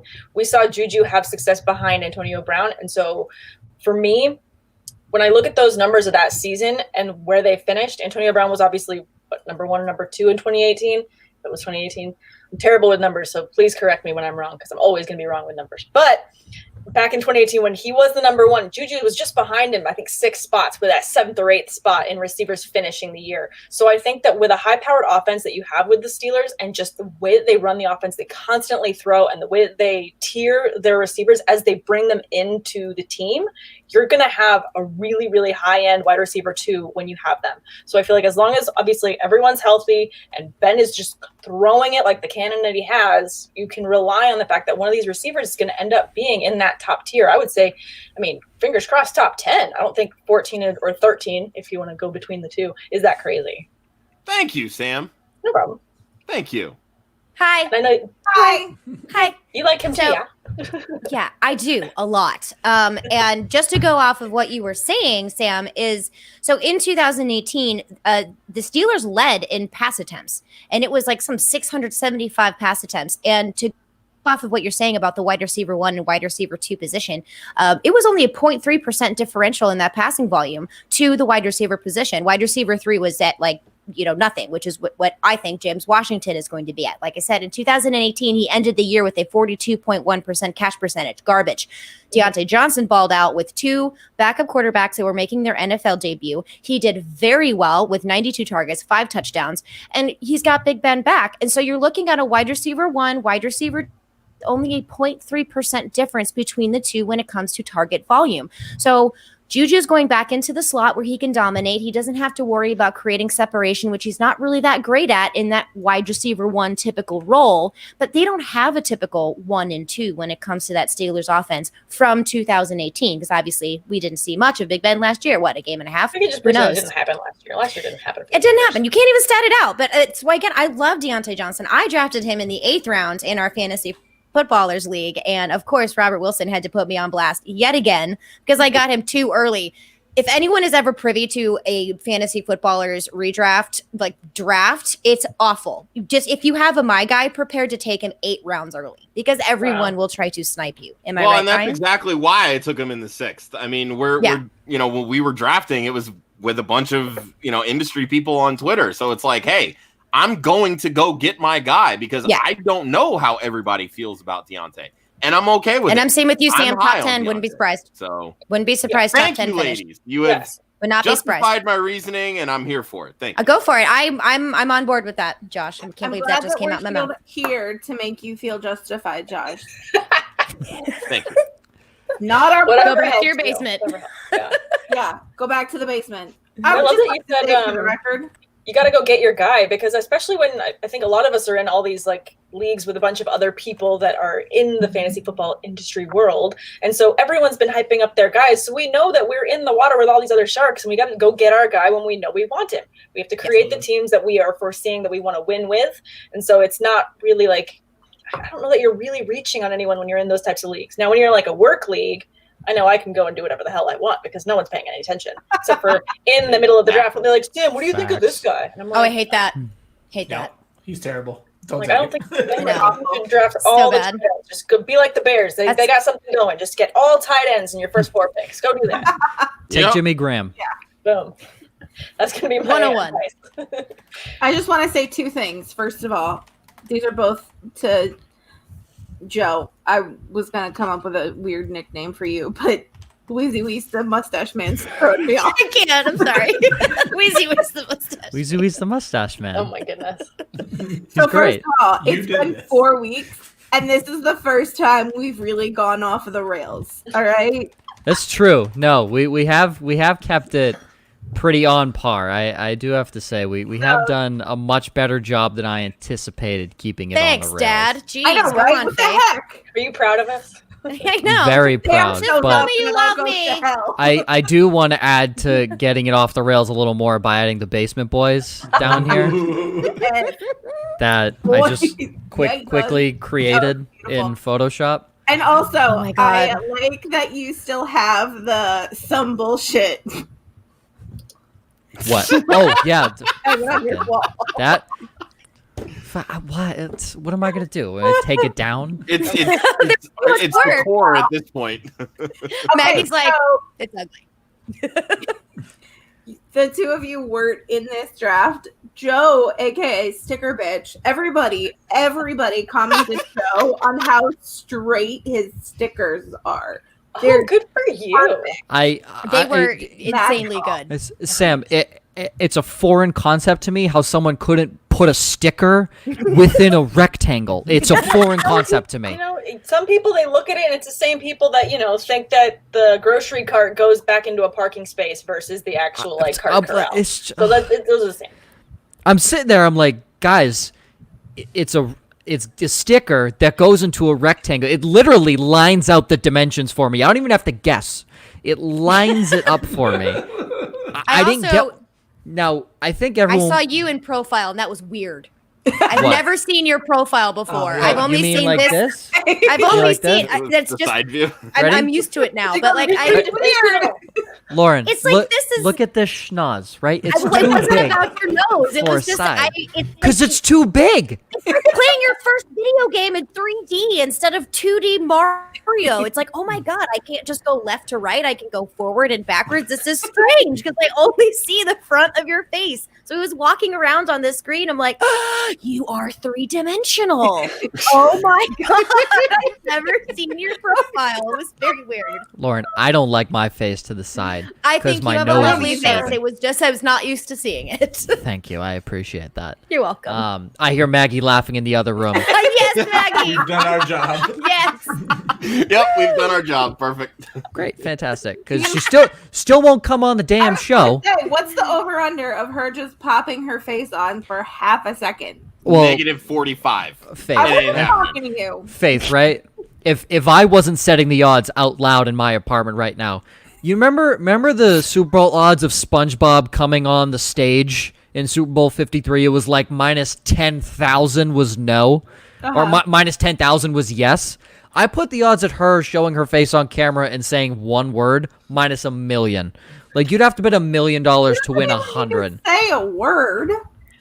She won't do it.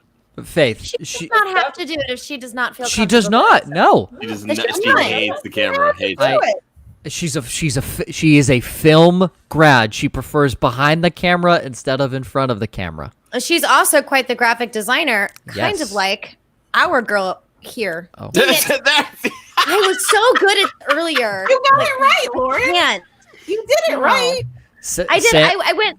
I cheated. Oh, I first. didn't. I had to like do it. Oh. Sam is another one of those ladies who can be, but she's in front of the screen as well because she's fabulous. But also behind the screen, I have a little bit of a graphic design background because I build websites, but nothing like the work that our dear Maggie and Sam does. I'm just giving up now. I'm just giving up. Did you point to me because Maggie's in the same apartment as I am, or No, I pointed because your name is now Maggie. Of course, I pointed to you because Maggie's in there. What am I gonna do? Be like, I can't. This is 2-dimensional here. I can't point down it's into 3. the room. Oh, wow.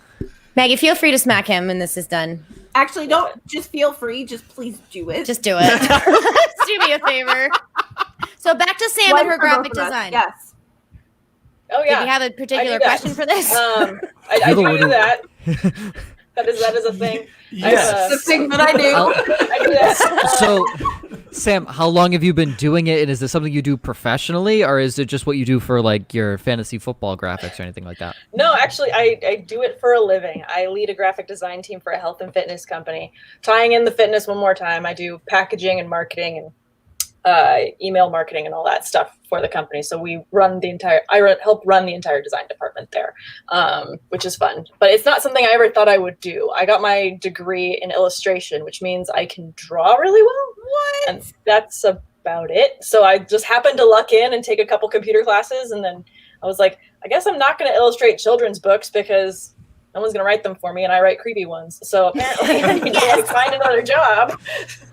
so I ended up doing graphic design. If I eventually write my book about Steve, the rat that lives in the sewer, who is friends with a crocodile and eats largemouth bass, will you illustrate it for me? Sure.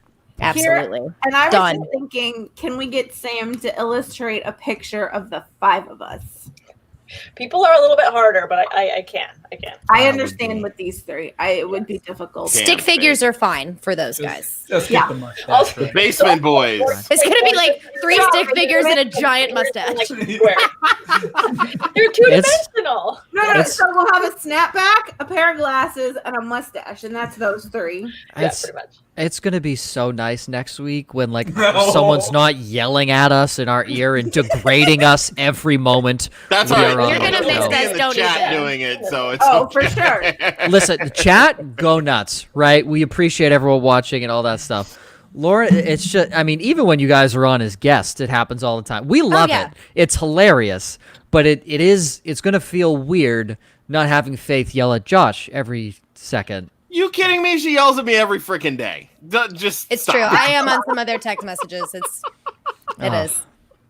But Well, you set yourself up Love for it. them, Josh. I I'm do. just saying. I'm fair. Yeah, I'm Yeah. not the brightest crayon on the box, and so wow. Look, I've been drinking since noon. Okay, just chill. I didn't know there You- were crowns in boxes. Wow. Oh, He messed up the saying. That's tough.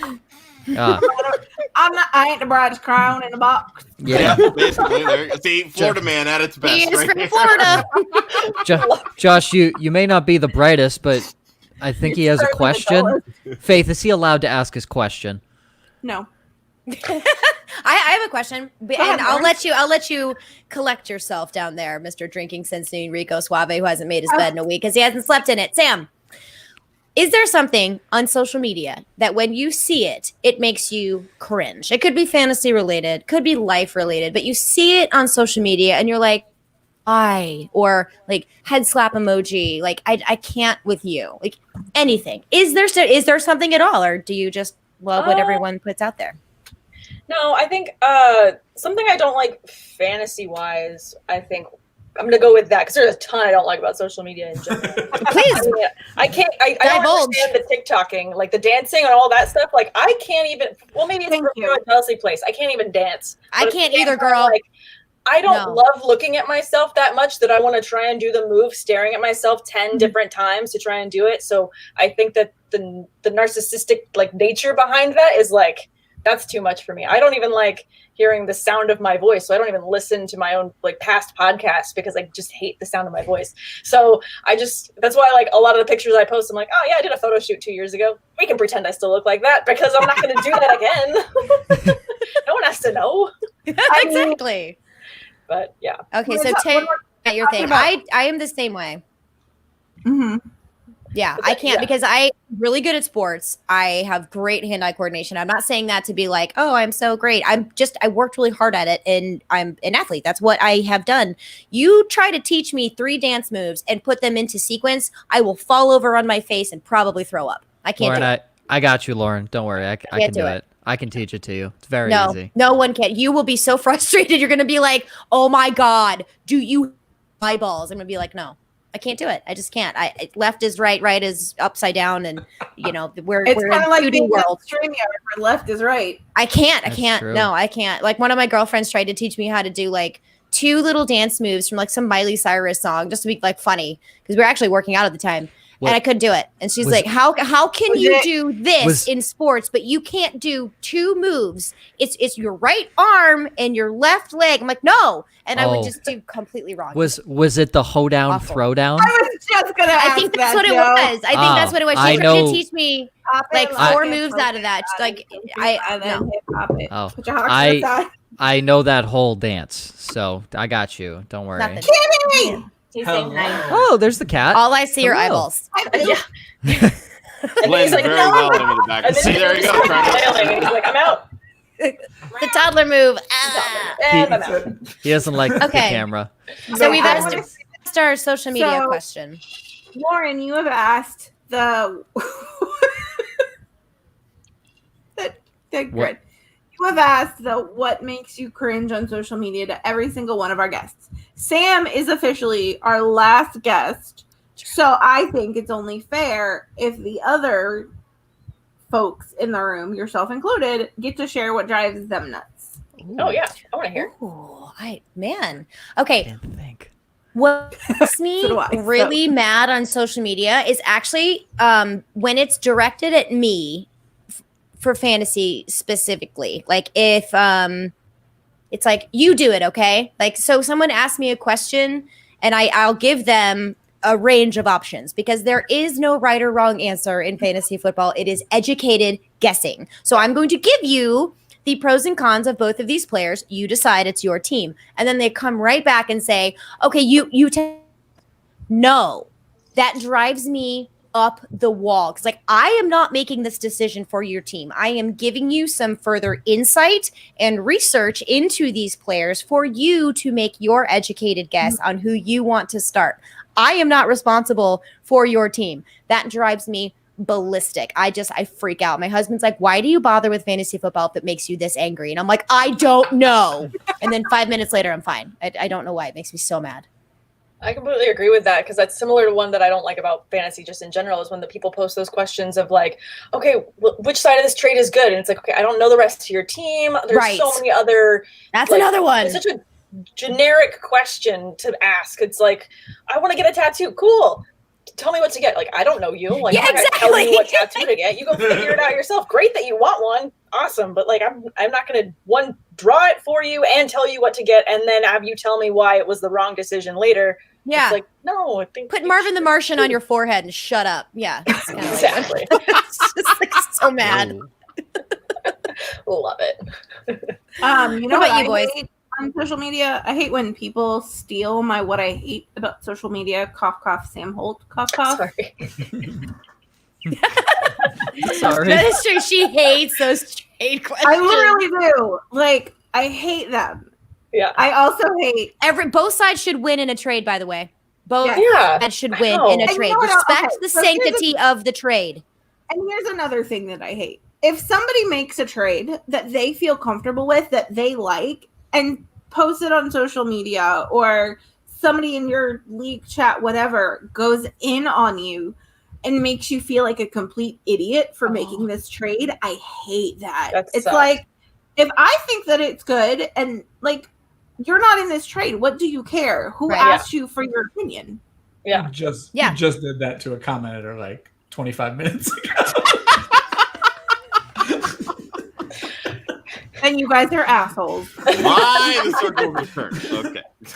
No, respect the sanctity of the trade. That's my whole thing, because I'm in a lot of leagues that don't trade because they're too afraid to trade, because they're afraid of people, making fun of them, or maybe that person knows something that they don't and they don't want to feel bamboozled. And it's like, no, a trade should be something that's good for both sides of the party. When did this become let's just crap on this person who needs this player on their team? I don't get it. Like, that's silly. Sure. And if they are the heel of the league where they're making stupid trades, don't tell them. Yeah. Let them keep making these silly trades. What are you doing? The taco of their league. But just calm it down with the trade hate. All right. Yeah. Also, I hate when people use the wrong words. Yes, you do. Did I use the wrong word? No, in text format. I hate when they use the wrong your or or the wrong there. Thank you. I do it all the time. I skip words constantly because my brain moves way too fast. So my fingers are like, I do that. Words. Yeah. Only every once in a while do I get the wrong there or your, and usually I catch it pretty quickly. But because you're texting Faith and you know that she's going to correct you. So. Well, there's that too. Yeah. So Ryan is my baller's for my tweets.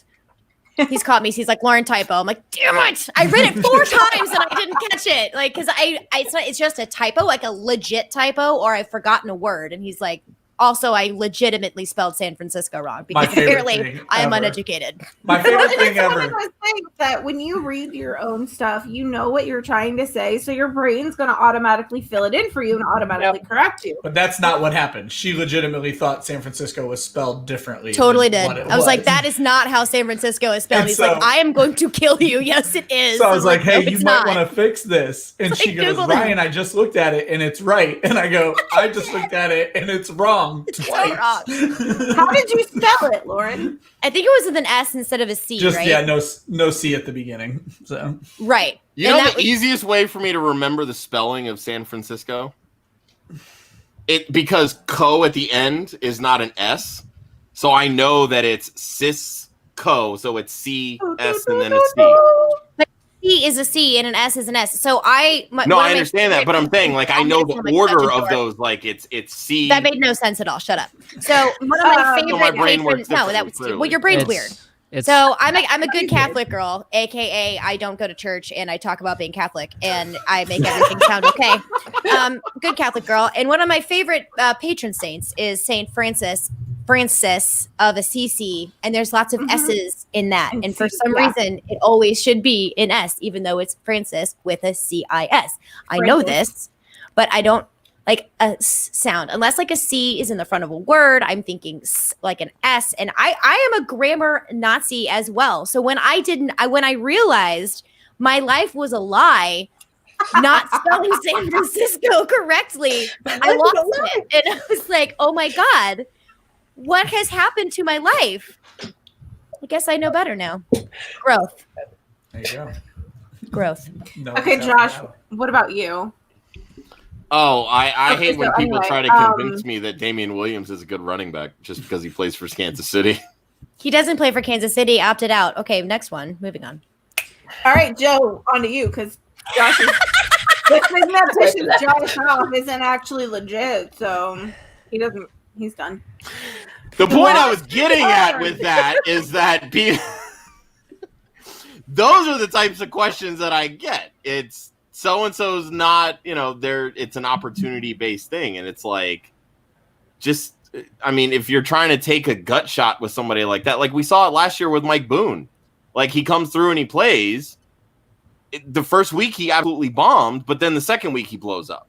Same thing with Brian Hill. He bombed the first week, but then he did well the second week. It's like when you're trying to put in guys that are second and third string guys as a starter, expect those types of performances. You're going to get up and down. So if I give you the wrong advice, quote unquote, shit happens. It is what it is. Like Damian Williams, I'm sorry, he's not a good running back. Kansas City is a good system, but But Kalen Balaj, there you go. Like he was That great, guy. quote unquote, with Adam Gase, and then averages Terrible. 1 point. He was never good. No, with Adam Gase, he averaged close to 5 yards per carry with Adam Gase. But then last year, it was 1.9 yards per carry. He was never a good running back, ever. Just he had a couple of good games. Like Okay, so you hate Damian Williams. We get it. Yeah. So Don't Go, you're hate, next. just love. So my thing. I've been scrolling through Twitter for like the last 5 minutes while you guys are talking, trying to find something because like Wait, nothing you're scrolling really. to find something you hated? Yeah, like nothing. Serious, I was. that should not have taken that long, Joe. Like, I know. but here's nothing really gets to me. The biggest thing that I hate are top sports shows. No problem calling them out. First Take, Undisputed, The Herd, top 5 quarterbacks of all time. Number 5, Patrick Mahomes. Okay, shut up. Like, that's simply just clickbait. I hate clickbait sports crap like that. When Colin Cowherd and Chris Sims, Tom Brady is not a top 3 quarterback of all time. Okay, Chris, how many interceptions did you throw in your career and how many wins did you actually have? Chris Sims is terrible. I hate Chris Sims because all he does is clickbait crap. I hate people that just make stuff for clickbait. I like what we do here because our crazy-ass opinions are actually shit that we believe in. Chris Sims doesn't actually believe Tom Brady's not a top 5 quarterback of all time. He's doing that so people actually know what his name is. Chris Sims is terrible. Chris Sims, how about that? Chris Sims, that's what annoys me. That's Okay. I can't disagree with you on that one. Ugh. Okay. I don't think he's annoying, but I do understand the takey issue, the takey stuff, Sure. clickbaity takey stuff. Yeah. Clickbait. Clickbait is awful. Speaking of clickbait, we have breaking news. What is it? Breaking So news. apparently, Leonard Fournette is going to sign with the Tampa Bay Gronkaneers.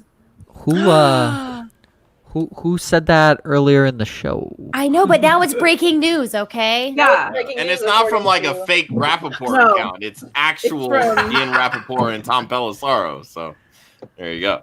Yeah. Yeah. Bye-bye Rojo shares. I hope nobody drafts it. Yup. Guess then, who okay, has at least one As share? someone that has Leonard Keyshawn Vaughn, you know. Girl, someone me too. freaking, Like, Me too. Sam, I I don't would just think like he's- you to know I drafted Keyshawn Vaughn in the 4th round of SFBX. So I feel better. None of this was known during You're Scott welcome. Fishbowl, which is why we have like 3,000 spots on our Scott Fishbowl rosters Yeah. for these things, just in case. Yes, I exactly. mean, good news for Leonard Fournette. It's an easy move right down I-4. Bad Yep. news, he still lives in Florida. So I don't disagree. I don't disagree. That's the bad especially right news. now. Oh, so speaking of Florida, like Tom Brady had to have like an ice pack. Did you hear this, Sam? No. He had to have like an ice pack on the back of his neck because like Tampa was too hot, like at an indoor training facility. I was like, Oh, "You're poor baby. inside, bro. What are you doing?" He's And precious. Gronk's Well, like, I "It's mean- hot in my pads." I'm like, "Oh boys, oh every boys." time they came to Florida, he always did awfully terrible in Miami. Terrible. Awful. That's interesting. That's a He played awful. yeah. I didn't put that in perspective like that. Good point. Really good Every point. time. When Is he, your cat trying to eat the cables? Okay, so he likes to play fetch, and he keeps bringing me something. Yeah. to throw at me. You see me kind of going like Love this. it. And he I mean, brought you me did like something, and I literally come can't out of find traffic. it. Yeah, I love that. Well, you did come right out of traffic to come join us. So your cat's like, Mom, I'm going to eat every cable you in can here have it. unless Yeah. you throw this mouse like I now. love it, Sam. I had a cat that I taught to play fetch. That's awesome. I didn't know there were that many other cats that did that. That's so cool. I throw things and my cat looks at me and goes, "What do you want me to do with that?" My dog does that. My cat brings me things to throw, but he'll like bring me the stuff that doesn't make sense, like stuff I didn't buy him as a toy. So he loves hair ties, he loves trash, which I try yes. to be a clean person. But Wadded he'll up go into paper. the trash can and get me trash, tissues, paper towels, anything Yep. like that. He'll bring me wrappers from like the tape from an Amazon Prime box. He'll bring me that. And then he'll also bring me my bras and my underwear. yes. And I'm like, this That's isn't a toy. useful. Yeah. Oh, Have like they? I see your cat, Like, Joe. who, Yeah, right there, somewhere. dude? So like so I have two small dogs and I have a cat, right? And my two small dogs are Pomeranians, and as you know, dogs usually like to chew things, their doggy ways or whatever. No, my cat is the one that destroys stuff. Like my husband put on his tennis shoes. He's like, what happened to my tennis shoe? My cat just ripped it to pieces. I was like, and the dogs are like, oh, no. Don't you dare blame this on me. And the cat's like loud on his back on the sofa, like, what? What are you going to do? I'm like, oh my God, the cat. My husband's deathly allergic, so I'm lucky to have a cat, but he really likes the cat too. He really likes the cat too. Oh my God, I don't have mine. O'Reilly, where are you? Don't worry, mine's gonna flail and be gone in a second. He's He's biting like your chewing hand. on your hands, like. Mine's just Yeah, my gonna cat start gets yelling. mad at me. See, and like, okay, so I don't know if you noticed this, Sam, but Faith's cat is not a cat. It's a prehistoric lion. Yes. The saber-toothed cat. It is. It like look My at it. Look at it. goodness, It's like, look how at, did look you at know? this thing it's I got going on. My know. God. That's I swear so to God, precious. those like if threatened, I think those turn into spikes Okay. that he like shoots out at his enemies, and just enough of like, that. and then his fangs grow really long, and there's Look at the venom. dinosaur and in there's Jurassic Park. Yes, there's much growling and like spit venom, like alien. Like I bet your cat could like kill every one of us, and that's cool. That's cool. I would maybe not. The basement boys if they don't. Oh, now behave. it's ESPN official with Fournette signing. Yeah. Oh, And Mart Dog 88 on Periscope is That's wondering. Marty. that's Marty. That's Marty, the winner of the Galladay jersey. Oh, I'm Yes. so jealous of you, And Marty. Ryan's fan. He's wondering how we feel about Fournette to the Bucks. Well, and Sam, how many shares do you have of Fournette? I think we talked about this before, but I have like no shares of I Fournette. have 0 shares of Me Fournette. neither. Like I have like not 2 been a shares big of Vaughn. fan. That's it. Yeah. Okay. That's kind of what I thought too. Like I haven't been a huge Fournette like fan the last couple of years. In fact, 2 years ago, I wrote he was one of my bus candidates. I don't care for Leonard Fournette, and they said it was only on-field production. It wasn't off-field issues or anything of that nature. Which is dumb because he produces when he's on the field. He got over 1,600 all-purpose yards. You know what I mean? I think it was just the touchdowns that were weird, but who knows? Best of luck in Tampa. You're gonna be hot and sweaty and fight off wild boar. Oh, that's just me. My bad. I think it only helps his draft stock, in my opinion. I think he goes to a more crowded backfield now, obviously, but I don't think there's any doubt in anyone's mind he's the top dog there once he picks up the offense. I don't think that's anyone's question there. And quickly, Lauren, before I say that, his offensive line 1,000 times better. It's night and day. Ali Marpet, Donovan Smith on the left side are fantastic. He gets the rookie first rounder Tristan Wirfs from Alabama, who is a beast of a human being. I like Tristan a lot. He's lot. huge. He was one of my gets favorite tackles coming out. He gets a really good run blocking offensive line, which is perfect. I just I had have the a question. greatest idea. Yes, Faye. I bet I have a great idea when you're done. So, since most of you don't have any Fournette shares, and now that Fournette's going to Tampa, Ooh, I see where you're going with this, girl. Get it? Is it my game?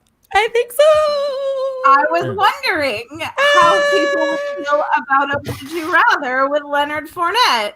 Well, what? See, this is my dancing, Joe. Listen, we're about to wrap up, so what better way to wrap up than with the game that originated on, no pun intended, First never do it. played before? You should know Ever. that, Sam. Would Started you right rather? Yes, it started right here, Sam. Okay. Cool. So, Sam, if you've watched the last couple of shows, and for anyone that's new, I know a lot of people know what this game is, but we take the person in question, we take their current ADP, and I just use Fantasy Pros ADP. So in PPR settings, we take the ADP of the person in question, go a couple guys that are being taken ahead of said person, and a couple guys being taken behind said person, and it's basically a who would you rather have on your team. I'm going to do a quick warning, Sam. This will be super fun, rounds 1 and 2, and then you will quickly come to hate this game. Yes. Be prepared. So, right now, Leonard Fournette is going RB20. That is a mid to low end RB2 if you're looking at it from an ADP standpoint. Keep in mind, this is obviously before he signs with the Bucks. This could potentially go up, but as of right now, RB20 is Leonard Fournette. We'll go to RB17. Would you rather, as your running back 2, have Le'Veon Bell or Leonard Fournette, Sam? Which would I rather have? I mean, And there's that's no tough. option to pass. I know there's never an option to pass because you got to pick. I passed up on extending my share of Lev Bell in my dynasty league, so I would actually just to mix it up, maybe go with Fournette with this new landing spot just to like mix it up and try it. But I don't feel good about it. I'd almost rather have Bell, but knowing how I treated him in a different league and how I passed on Bell, I would say I don't have any shares of Fournette. I guess if I had to pick between those two there, I would try Fournette. Okay, Lauren? This is so hard for me because I don't like Leonard Fournette and I love Le'Veon Bell. But one thing I do love more than Adam Gase is Bruce Arians. So I'm going to have to go with Leonard Fournette as much as like my heart has just broken into a million pieces and is now on my very trippy floor rug. Leonard Fournette. Okay, Faith? I hate it. Well, as I'm pretty sure I've said it before, I've had a personal don't draft Le'Veon Bell policy since 2018. So Leonard Fournette. Okay, Josh, the question is Bell or Fournette for your RB2. Oh, Fournette. Okay. Screw Adam Gase. Weesey Wees, the mustache man, live from his pantry. Not his pantry. He's in Narnia because there's a clock behind him. Narnia. I'll definitely take Lev Bell. It's just if Le'Veon Bell didn't have Adam Gase as a head coach, we'd have a different conversation here. But Leonard Fournette for me, One of them catches the football.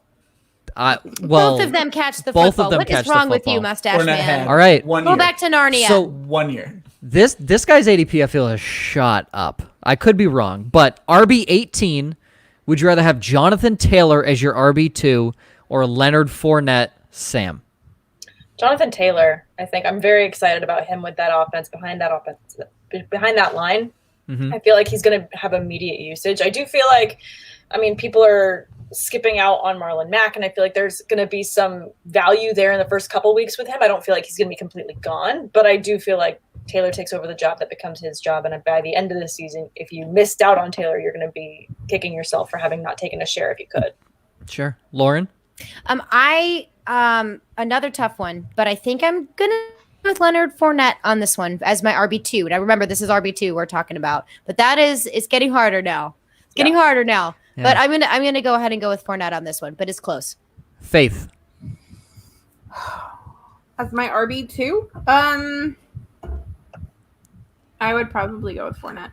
Okay. Josh? Wow, I'm glad it's John already Helmkamp tough. isn't on here because I know. we would all be shot. I'm gonna go Taylor. I'm gonna go Taylor. I think both it's gonna be kind of a delayed gratification in a bit. Fournette still has to learn Arian's system. Taylor coming in. Mac's still the guy. Granted, that first matchup against Jacksonville is fantastic, so I still think Taylor can ball out week 1, but there's still going to be a learning curve for both. But at the end of the day, give me the Colts line over the Bucks, and I'll take Taylor. Weezy Wees, the mustache man. Jonathan Taylor is going to win people leagues this year. Jonathan Taylor. I can't Wheezy the mustache Listen, man from it's- Narnia. It's Jonathan Taylor, and it's not even close. I don't care if Leonard Fournette was there the entire offseason. It's Jonathan Taylor. Okay, now Taylor or bust. yeah, it's Taylor or bust. All right, now Oh god. Sam's James Conner or Leonard Fournette. Sam, Oh, so that's really close. because you said you aren't confident Conner plays 16. I'm not, but this one's really close. Like Lauren said, you'd hate it after question 2, essentially. Yeah. You'd hate Yes, this. it does. You're right. They, And you're definitely right. it becomes painful because he finds one that's like, I know you love this player. Now you have to. I have to a it. really good one that we're going to end on. Don't you worry. Oh, great. Yeah. I think I'm going to go with Connor. I'm going to go with Connor because I feel like though I feel like I'm not going to get him for 16 games, I'm confident in his production when healthy. So I'm going to go with him. Go with your hometown boy. That makes sense. Lauren. Oh, my boy. Easy peasy, lemon squeezy. It says Wheezy the mustache Manzini. I'm going to go with James Conner. James Conner. Faith off the back of that. That was a lovely lot rap. of extra there. Yeah.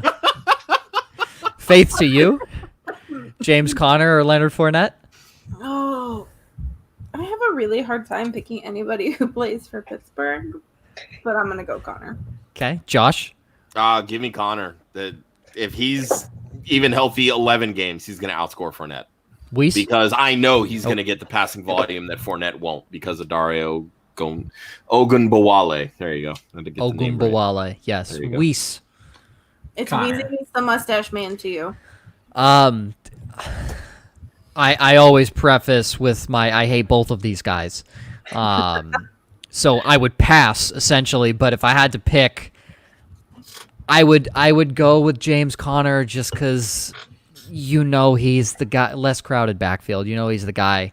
I mean, they're both crowded backfields if you really want to get more into it. Connor's is less crowded, I think, in my opinion. If you are the one in Pittsburgh, it is not crowded. Yeah. That's the point I'm getting at. Yeah. All right. I feel like actually I don't know if this is going to be a quick one on this next one, but so we're RB20 Leonard Fournette. RB21. Would you rather David Johnson or Leonard Fournette? Sam. Okay, I'm actually really high on David Johnson this year. I feel like obviously Texans are the whole move with Hopkins out, obviously it shook us all. We're still probably very shook. But the targets are going to go somewhere. I love his passing ability, and I feel like I love Deshaun Watson. So if anything, my confidence is in Deshaun Watson and that pairing. And I feel like of running backs, pass catchers that are going to, benefit from anyone, it's going to be David Johnson coupled with Deshaun Watson. So I have to go with Johnson there. Okay. Lauren? David Johnson all day DJ, long. And if you shake your head one more time, Joshy. You know what? Just remember, Lauren, you were down on Fournette last year too, and he surprised you. So I didn't give a crap what he did because I didn't have a single share of because I don't care about Fournette at all. All right. Faith? The Jags didn't give a crap about Fournette either. That's true. Boom. Faith to you? I'd probably go Fournette. Okay. Josh? I want nothing to do with David Johnson this year. Absolutely. Well, he wants nothing to do with you either. Good. It's mutual. Give me Leonard Fournette. That's right. Get it, girl. Rye Guy, the part-time ninja? I honestly... Full-time mustache man. Yeah. It's heartbreaking that you don't allow us to pick none because I don't want either. You got to pick. Guess I'll take David Johnson if I love you again, Ryan. I'm putting good juju out there because I have DJ in my dynasty league. Juju's not an option. David Johnson, Yes, just thank you. because I have him in my dynasty league. You okay. high five, I low five, and go. Oh, not even on camera. On There we go. screen, dude. You can't go Over here. no one can see it this Okay. way. All right. So my last one that we're gonna do, just because we're up against the clock here. RB20 Leonard Fournette. RB27 David Montgomery. Sam.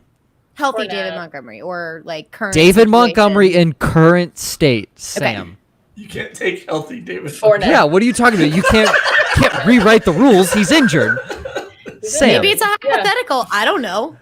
No, I mean, I would go with Fournette there. I feel like that I had a little bit more confidence in Montgomery maybe earlier on, but it's a little bit too muddied for me. So I'd rather go with Fournette. He's going to end up winning the job. Even though I don't feel like he's going to have a crazy workload, just because I feel like the way that Brady uses, his offense, I think it's going to be a kind of a mixed bag some weeks, but I feel like of those, I would feel better about Fournette. Agreed. Lauren. Easy. That's why I was asking healthy David Montgomery, because then I might have to slightly think about it. Now it's no. I'll take Fournette. Because you're talking RB2, right? We're still on the RB2 category here. Yeah. Fournette, absolutely. Faith. To steal a line from stepmom Lauren, easy peasy lemon squeezy Ryan Weezy Josie. Hello.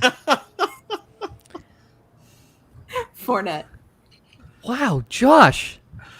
I'm going to take Montgomery. Thank you. Because what? even an injured Montgomery is going to have more touches than Leonard Fournette because he is the guy. There are so many options in that Tampa Bay backfield. And unless one of them is outright released, and when I say one of them, I mean Ronald Jones, Fournette's not seeing 200 carries. Ryan? It's Montgomery for me. One thing Sam brought up a really good point is Brady and his offense is very situational. Yep. I think you're going to see Arians bring in specific pass catchers, and that's going to take Fournette off the field. And then Brady actually led all quarterbacks of carries inside the 5 last year. So that could hurt Fournette on the goal line carries that everyone thinks he's going to get. I'm sorry, you said Brady? Repeat, please. Yep. Brady led the NFL in carries inside the 5 last year. Yeah, because Just in case anybody misheard that. Among quarterbacks or Among everybody? Among quarterbacks. Okay. Listen, Tom Brady is the greatest. Tom Brady is the greatest 3rd and 1 and 4th and 1 converter of all time. He has like his mommy says he's fast. So yes, he has like a 96% conversion rate on quarterback sneaks on 3rd and 1 or 4th and 1. It's unbelievable. Also, David Montgomery, not even close in my opinion. To end what we're gonna do, Josh, you have a question. I did it the wrong way. I did it the wrong way. See? That's Josh. what you get for trying to do things that you're not supposed to be doing. Faith, I just wanted to. We're strapped for time here. I just wanted to speed it up. All right, so we'll go ahead and finish this one up. Oh, and we'll finish up our interview. Sam, I know you need a glass of wine, girl. I feel you because my cocktail is empty as well. But what do you say we pass this one off to Josh, who I guess is allowed to speak? Rico Suave hasn't slept in his bed in a single year or a week. Excuse me, brown chicken, brown cow. I was trying to throw it to him, and then you interrupted me. See, everybody's interrupting Faith, and I'm just kind of sitting here quietly for a change. Define quietly. Right? It ain't what you doing. You're not quiet. So this is very true. Josh, Sam, I know a couple months back, I think it was at the start of quarantine, you had Matthew Berry come on your podcast. Yeah. And as somebody that is a huge Matthew Berry fan, I just wanted to know kind of how that came about. And if you can pass him my digits, because I'd love to get him on our show. I wish I could say I have his digits. However, I do not. That one's really digits. His digits. I don't. 1999 call digits. I have his pager number. Do you want his pager number? do you have his fax number? Actually, I'd like to send him a fax confirmation. I would like to send him a facsimile. No. No. Actually. A couple of years back, I got onto their women's league when they were doing, their listeners league. I remember when they were doing that, yeah. And I did not win that league. There was actually 2 Samanthas at the time, and I think the other one won or got second place or something. I was like towards the end, but I was really active with talking with them on Twitter, and then I was on the Fantasy Life app a lot, and I was talking with them on that. And then I just ended up kind of becoming friends with Daniel Dopp, and then it was like, hey, if you're ever in Connecticut, come by and we can hang out. And I was like, I will make it so that I'm in Connecticut, because California, I'm not going to come by anytime soon unless I make it happen. So I was like, hey, I can be out there next week. He's like, perfect. So I ended up going out there, and I got to hang out with the guys at the campus, and they gave me a tour and kind of created this cool friendship. And then I was able to go back out there last year and go and do another visit with them, which was awesome. And just kind of kept in touch in that way. And so when I reached out, it was like, hey, I totally get you're busy, obviously quarantine maybe. And he's like, absolutely. So it was more about just like scheduling and just kind of, I feel like with Matthew, to me, he's like the godfather of fantasy football. So like I've got just crazy amounts of respect, and I feel like a lot of us do, but I feel like he's got so many people that just come at him on Twitter with just negativity. And I'm just like, you know what? You're the guy that got me into this in the first place. Like, I'm just going to, I'm always just trying to be as humble as I can to him and just be like, look, if you're free, cool. If not, no big deal. But it worked out, and he was so kind. He said some really, really sweet things to me and was very encouraging about, keeping up and staying in it and, keep writing, keep podcasting, keep doing your thing. Because, he's like, we need more women in here, and it's great that you guys are doing it. And I'm like, yes. So he's a big proponent of that. That's awesome. He's really fantastic. I've been such a huge fan of Matthew Berry, and a lot of it I know stems from not just like my passion for fantasy football, but I'm also a screenwriter as well, and I know that's how he got his start. Yes. I mean, he wrote one of the Crocodile Dundee movies. I think it was the second one, if I'm not mistaken. The third one. Third one, okay. well. And second, also, third. Josh is a huge Dumbo. Marvel superhero fan. So Yeah, and Yeah. Homeboy was in That's very Endgame, and amazing. come He was on, in like, how can Endgame. you not be jealous of that? Like, that So was freaking absolutely cool. fantastic. So, Yeah. yeah, I forgot about I think that. that's really cool. And if I'm not mistaken, Daniel Dobb actually graduated from Full Sail, which is where Joe and I graduated from. Really? Oh, cool. Yes, I remember hearing about that. Why are we so not connected with him? I reached out to him on Twitter once, and he responded back. He's like, "Yeah, let's connect." And then when I reached out again, I got ghosted, and I was like, "All right, cool. Aw. We'll just try it." You again some other should time." reach Daniel just out gets and really yeah. busy. He's producing. No, I mean, of so course. many I mean, shows they're over like, there. they're like on the top of the freaking fantasy football world right now. Like the Fantasy Focus, the 06010. Like I've been listening to that for. I think I started listening to it back when I was living in Vegas in 2012.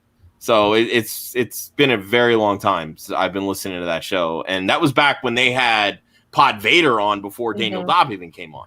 Yeah. So I mean, I've been a huge fan of that show, and then obviously now Matthew Berry's doing the fantasy show with ESPN Plus, and Daniel's a big part of that, and the whole puppets and all that nonsense, which is so like dad joke central, but it's funny. So I got to go see this set when I was there in October last year, and it's a really cool set. Like they've just got so many fun little things, and it's just like, it's a very unique show compared to everything else they have on ESPN. it's different. It's right up so Matthew Berry's fun. alley. Yeah, he's it's like hilarious. cheesy dad humor. Like that's his stick. So Yeah. it's perfect. So Ian Rappaport tweeted details Ooh. Ooh. of this. So it's a 1 year. They're giving him a 1 year deal worth a maximum $3.5 million. He gets a $2 million base salary, and incentives are based on rushing yards and play time. But Interesting. with no offsets from the Jags deal, he can double dip if he wins his grievance and add a $4.2 million. Huh. Oh. Interesting. The Keep an eye on that. Yeah. The Jags are going to pay him more money than the team that signed him. Real quick, Ryan, I just want to say I feel like I saved, like I helped you dodge a bullet because I know you really wanted Keyshawn Vaughn in our Dynasty rookie draft. Yeah. This was long before any camp Right? reports. And thank goodness I have no part of that. Oh goodness. I want to know who gets this puppy. Nice. Oh, yeah. What puppy are we talking about? We have That two would be things the we need to Tito give away. bottle that Yeah. is signed. That would be the Yeah. So I I yeah. feel like I just want to state for the record that with the fact that Joe is held off figuring out who signs this, clearly he's going to be the one announcing it. So now he got two things to announce, and Josh is going to take the other thing, and I'm No, getting left Faith, by all out. means, take the other Okay, thing. Take it. It's all good. Take it. I mean, if it means that much to you, Josh, you can. have it. No, it's okay. I got to announce that we got to give away Okay. a Why did you spot get in that Scott ring? Fishbowl. You can Faith announce who gets it. wins it. It's okay. Faith gets it. I do want to be mindful of our guest time. Sam, Yeah, would you like to stick around for the announcement Up of? to you. I would love to stick around. You guys are awesome. All right, Thank love you. that. Amazing. Thank We Okay. think you're pretty awesome too. So it works. So, I have not pulled this yet. I have a spinning wheel thing You're with gonna have all to of share the the names. screen, Joe. Yeah. I'm gonna have to share Keep my it screen. live. Okay, Oh, my share goodness. screen. So which one is screen this? two. This is for This the is Tito's, yours. right? Yeah, Oh, this yay. This is Okay. for the Tito's. Okay, so we see right here all of the names. So remember, Oh, boy. it was you see Josh's name on here a couple times. You see Russ's name is on here, I believe, twice. I'm gonna Go, spin it. Russ. Whoever it lands on, that will be the winner of the signed Tito's bottle, signed by Stepmom Lauren. So here we go. Personalized and signed.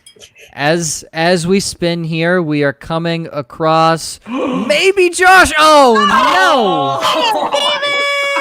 Steven is our winner. Congratulations to Steven on winning. Oh, that broke my heart. It was funny because I had tested it a couple times and I knew when it went super slow on that first person that it went to the next person. So I was so happy that it was on Josh.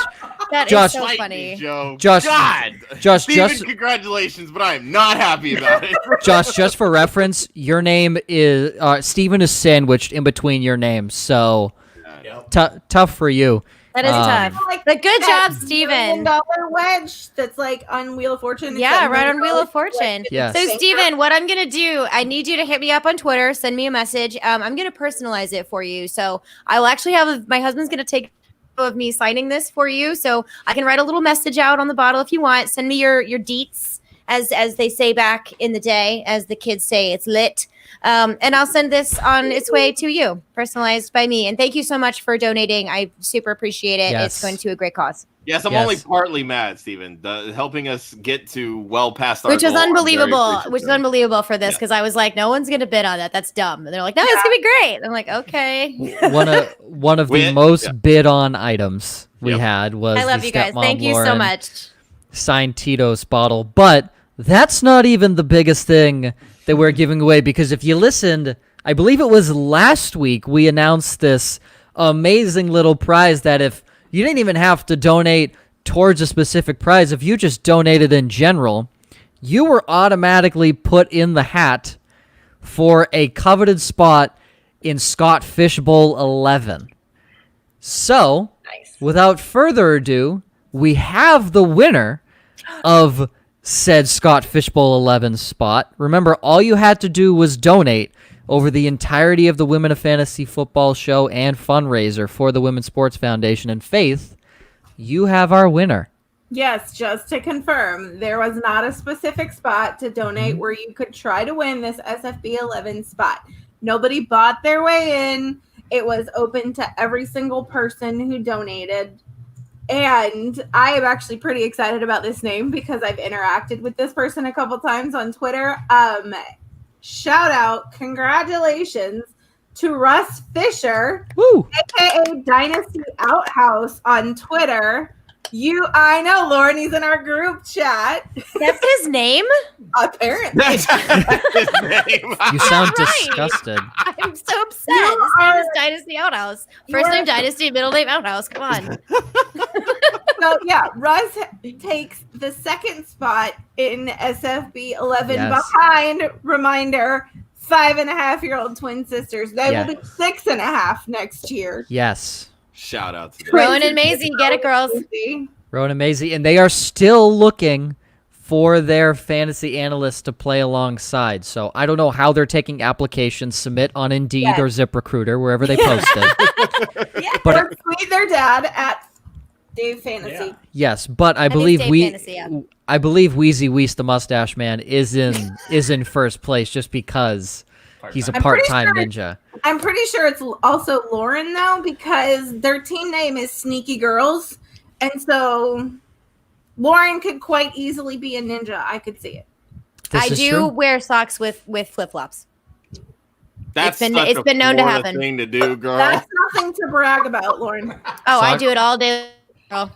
Socks and sandals. I'm kidding. I actually don't. The reason I even brought that up is because I went to Denver and I wanted some Drew Lock stuff because I'm a Missouri girl, and the only thing they had were Drew Lock socks. I'm like, what do I look like? A ninja? Because I am from Florida and all I wear are flip-flops. So I cannot wear socks and flip-flops. And then I tried it once and it was very uncomfortable. Unless you're wearing toe socks. Toe socks, true, but those are also very weird because they don't keep your toes warm. And then your toes are like sweaty and numb and weird. And you're like, why are there gloves on my feet? Sweat. Oh, I know, it's righty then. Like toe cleavage. Picks stuff up better with my feet, though. I'm like, I'm not going to use my hands. Let me get the remote that's all the way down there. Like, I've got very long toes. I am a Neanderthal, so hey, it's normal. So congrats, Russ, on the Scott Fishbowl 11 spot. Love you, Dynasty Outhouse. And congrats to Steven on the signed Tito's bottle. Faith, go ahead. You can continue your wrap up because this is what it's highlighted for you. So I don't want to steal your thunder. I've stolen enough from you. I think you should. Should I? Okay, I will steal it. I'll wrap it up. Big thank you first, Sam. This was awesome. We appreciate you coming on with us. Obviously, we couldn't do this with Lauren and Faith, but we obviously can't do it with all of our guests. Thank you so much for coming on. One last time, where can everyone find you? Where can everyone find your work? Sure. You can follow me at Samantha R. Holt on Twitter. And if you want to stalk me on Instagram like Lauren does, my Instagram is at Sam_awesome. And then you can find all my work with the Fantasy Focused guys on Spotify, anywhere you download your podcast. I have the Fantasy Debate with me and my co-host, Derek Tate. And then I have my one-on-one with, that's where you'll find my interview with Matthew Berry, Field Yates, and a couple other people from the industry, Liz Loza, Cynthia Freeland, a couple other people that I've managed to get Thank God. I don't know how it happened, but it worked out. And then I've actually got a new podcast that I just launched just in case football gets canceled. I've got a movie podcast that's out now. So it's called Heck yeah. It's called The Odd Couple Podcast with me and Matt Bucks, who's also from Fantasy Focused with the guys. And we talk romantic comedies. We pick a movie each episode and we break it down with like why they're good guys, why they're bad guys, like the things we love about the movie, the things we hate. And then we do like deep ponderings about the movie. Like the first movie we did was Notting Hill. And our biggest pondering was how the hell does this guy like afford his apartment when he clearly has a failing business? So like that's the kind of stuff that we go back and forth on. I like it. I love that. I'm gonna need you to send me a link to that, Sam, Absolutely. because I'm all about movies. So Yeah. I will do that. The odd couple, you said, is what it's called? The Odd Couple Podcast. The Odd Couple Podcast. Go check that out everywhere where podcasts are. Thank you again, Sam. This is awesome. Yes. Of course. Thank you No. guys. This was awesome. It's a cool thing that you. hey, you got it right. She nailed it. Sam only has one direction to go, though, so she does have it easy. Go into the wall. Yeah, it's going to the wall. I love Sam's interaction That's with over her here. wall. I'm gonna have to clean It's it later. I me. gotta get like a magic eraser. The magic eraser, yeah. My hands are greasy apparently. So is my hair, girl. Don't worry. So Go Sam, ahead, if you Faith. want to stick around, Faith does have a really, really Are awesome you announcement. done now? I want to hear what Faith has to say. Yeah. See, there you go. Lauren told me to wrap up, Faith, so that's on her. Go ahead, Faith. Do you always listen to what Lauren tells you to do? I mean, I better. have to. She's one of the hosts. Stepmother. I guess. It's an authority figure. Ah, Right. go ahead. She's older than you. Actually, I think we all- Everyone's I older think than me. everybody here is older Everyone's than older than Joe. me. He's like 12. It's fine. Wait, how old are you? 22. What? This is crazy. Sam, Yeah. I was born in 98. Oh, I was in 8th grade. Bye, guys. Yeah. Yeah. That's my favorite reaction on the show. Every time. That's how we all feel too, Sam. Don't we? Yeah. Yeah. That's why Okay. we just tell him to stop talking. We love him though. Sometimes. We love Maggie more, but we put up a joke. Correct. Factual. We love Maggie's Maggie also more. 22, so. Acceptable. Yeah. Yeah. Great. Cool. I'm on accept. All right. Just Fantastic. better. You're just tolerated. Great. Thanks. Love it. So Sam mentioned having a new podcast, which was a totally great segue. Because I actually have one starting soon too. Woo. I'm 154% not quite certain what's going to happen, but hey, it's 2020. I feel like that's just the theme of this year. Yeah. So the name of my podcast is The Speakeasy. With Ryan Weezy? I'm just kidding. Oh, it should be. My snort I feel like laugh? it Oh my should be God. now. Damn. Yeah. That was So horrible. that got Sam good. That was Oh, funny. jeez. Well done, Stepmom Lauren. Okay, so I will accept The Speakeasy with Mustache Wheezy only if he dresses in drag, because it's an all-female podcast. It is an all-female. And you keep the mustache. Love it. Yes. And he goes back to his pantry. There you go back to your pantry. History. We wanted to find a way to kind of continue the Women of Fantasy Football event. He just changed the angle. Go ahead, Josh. I was going to say, I brought this up to Faith. We wanted to find a way to keep the theme of Women of Fantasy Football going. Mm-hmm. I approached her about hosting a show as sort of like a one-on-one interview that kind of tears back the curtain and helps us as an audience get to know women in the industry outside of the industry, which is very much what we've been doing with this. And she said, hell yeah, let's do it. And so the first show is going to be on the October 6th of October 6th. We're going to do the first Tuesday of every month through, at the very least, the end of this year. We'll reevaluate whether she has time to do it more often than that, but it's going to be exclusively on the Club Fantasy FFL YouTube channel. So go subscribe. So go subscribe so you can check out Faith on there. And let's rock it out for the women in fantasy football, because they deserve all of the spotlight. And I'm super excited not only that we're doing this, but that Faith has agreed to do it, because she's a rock star in her own right. 100% Heck agreed. yeah. So excited. Awesome. Yay! Hell yeah. You're going to crush it, girl. You're going to crush it. I'm the most excited about the theming. Yeah, the theme's gonna be kind of cool. I'm actually really excited too. I think that's my favorite part. And I heard it's Maggie's thoroughly enjoyed the theme as well, so I'm here. And that's I the other love part of it too, is Yes. where Maggie's going to produce it and design all the graphic. It literally women all together, designing it, producing it, hosting it, guesting on it. It is all women inclusive. So It's going to be all awesome. women all the time. Yep. Love it. So it was the same thing with the Women of Fantasy Football event. yeah, we're Graphics just were here. done by Maggie, hosted Hey, by shout Faith out to and Maggie. Lauren. Yep. And Shout out to Maggie who's hiding. We love you. We Yep. couldn't I feel like at this without point, you. Maggie, you need to at least make an appearance. I know you're Let listening. her be. Trying to serve Just saying. her. She doesn't want to be on. She doesn't want to be on. she's on a Exactly. 5-second delay. Sam, I need to pressure my girlfriend into getting on camera. That's the Don't- spirit of don't be supporting on women her in fantasy side. football. Oh, okay. I don't know. I mean, she's walked back, like she's walked through the camera shot. We've seen her walk through before. Leave her She just alone. needs to like face us for half a second and wave. I'm sorry, Maggie. I'm not part of this. Nor am I. You do you. See?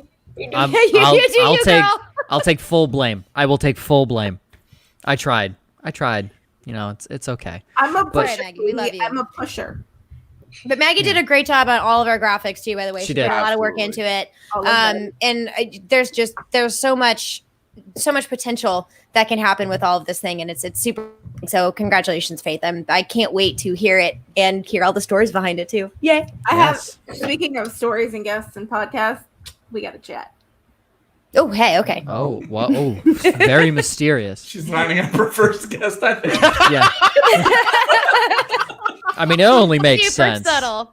I love it. It only makes I sense. mean, it does only make sense because for the last 4 weeks we've talked to women in fantasy football and all about things outside of fantasy football and how they got started and what COVID's been dealing with. And Lauren's been my amazing co-host, but we haven't gotten to hear that information from her. That's so, true. I love you. Oh, I Look think at they're like, that. I think we know enough about stepmom Lauren. Move on. I don't know enough. I want to know more. I love you, think? Sam. Oh, There, okay. you can never know enough about stepmom Lauren. I love you can't. guys. Stop Yeah. it. You're gonna make me blush. I don't blush, Yes. but I will put on blush so it looks. Speaking of blush and wearing blush, Weezy Weez the mustache. Ryan?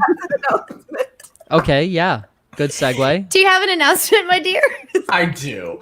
From We the talked pantry, earlier- Wheezy Wheezy the mustache man. We talked earlier about Rowan and Maisie choosing me to be their leader on their fantasy team. I recently was approached by a very cool charity league that is getting started. It's called Pros with Joes. Mhm. I know we're running a little over. I'm just going to tell people, check my pinned tweet right now. Basically what it is it's going to give everyday fantasy players an opportunity to co-manage a team with a fantasy analyst that they would like to.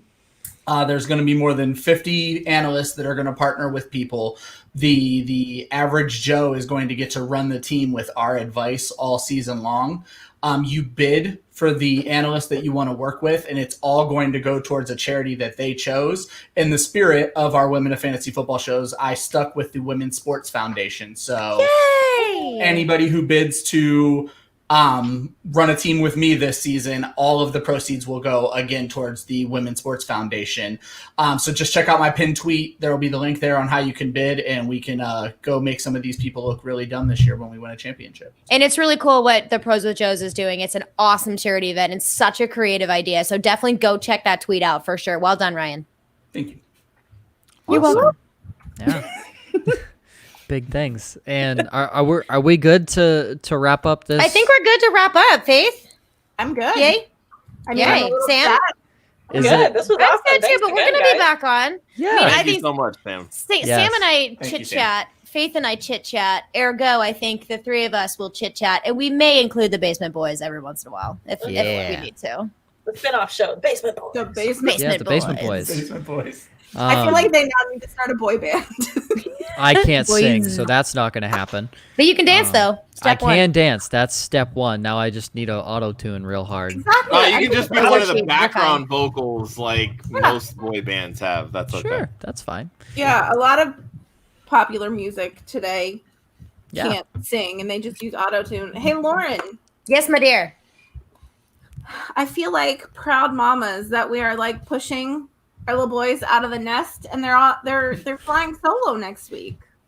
I don't know how I feel about this. I We need a picture for like the first day of school. yes. Aw. Yeah. Wait, hang on. You've done this for 3 years. Oh. Well, you go to school for more than 3 years. That doesn't mean we can't get emotional on the first day back. I gotta Yes. show this really quick. So my birthday was literally 2 days after the very first show. Oh, this is so And cute. this is what Faith got me for my birthday because that's I'm awesome. such a huge Friends fan. Yes, the friends. But it's a picture of all 5 of us on our first Women of Fantasy football show broadcast. So That is Wow. awesome. Cute. I just Thank you wanted to for say your- thank you, Faith. Wow, Josh, you look awful in that My picture. gift from Faith is good too. Him. My Faith gift is good too. Mm-hmm. Wow, Ryan and I Yeah. feel left out here.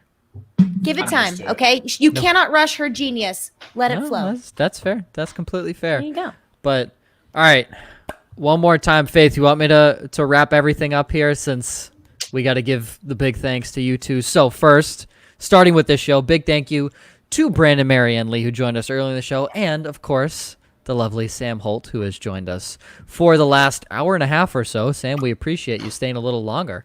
And of course, a huge thank you to, all right, mouthful, Liz Loza, Kate and Michelle. Not going to try the last name. I know I'm going to screw it up. Majuk. Magjuk, Rosalie Ladies' Michaels, Jen Piacenti, Lindsay O'Kay, Linda Godfrey, Casey Kasem, Rowan and Maisie, the first spots in Scott Fishbowl 11, Jersey Jen Ryan, and as I said, Brandon, Marianne Lee, and Samantha Holt. And of course, a big thank you to Stepmom Lauren and Faith for hosting this entire event, obviously. Yes. This is nothing without you two. So Thank you for thank the honor you. of asking us. I am floored. Had so much fun.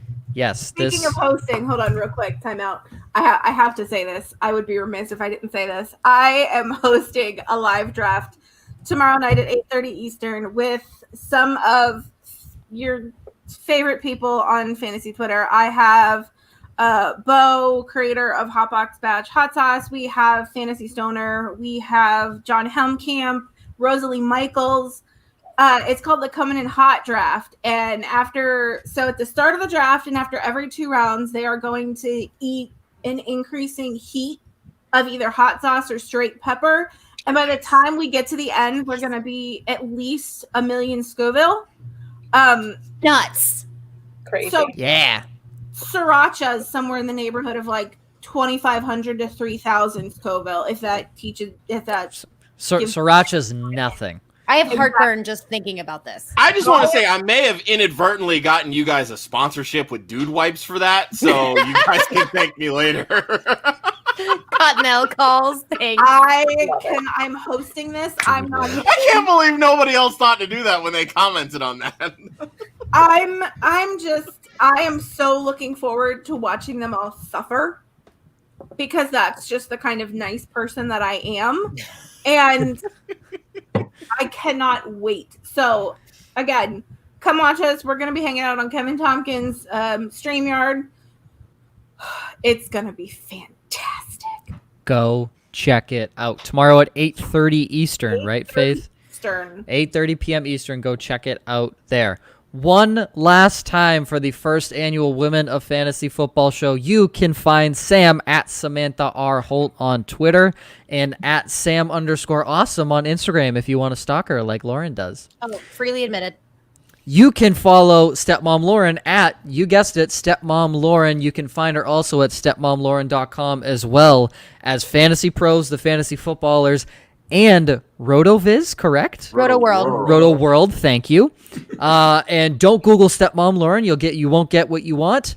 You can find, well, maybe. well, you might, just not exactly what you're looking for. You might have to go to the next page. You might have to go to the next No, page. I am on page 1, okay? Stop it. Ooh, she nailed it. Get it, girl. Get it, girl. You can find Faith on Twitter at FF_Leap of Faith. You can find Joshua Hudson at the one Hudsonian. That is just the number 1. You can follow Ryan Weiss, Wheezy Weiss, the Mustache Man, at the Fantasy 5. You can find his work at the Fantasy Footballers as well as ClubFantasyFFL.com. You can follow myself at Joe_Zolo, and you can follow Club Fantasy on Facebook, Twitter, and Instagram at Club Fantasy FFL. The URL is clubfantasyffl.com. Thank you to everyone that donated. We smashed our goal out of the park. Goal was 1,000. We hit 1,500. All of it's going to the Women's Sports Foundation. Yes, thank you to everyone. Congratulations to all raffle winners, and congratulations once more to Russ Fisher on the second spot in Scott Fishbowl 11. Ooh. This is not going anywhere. Faith will have her show starting October 6th. Every Tuesday throughout the rest of this year, starting October 6th. Oh, excuse me, the first Tuesday of every month. Thank you, Faith. I saw you. I missaid that. Don't commit me to every Yeah, not every Tuesday. That's on me.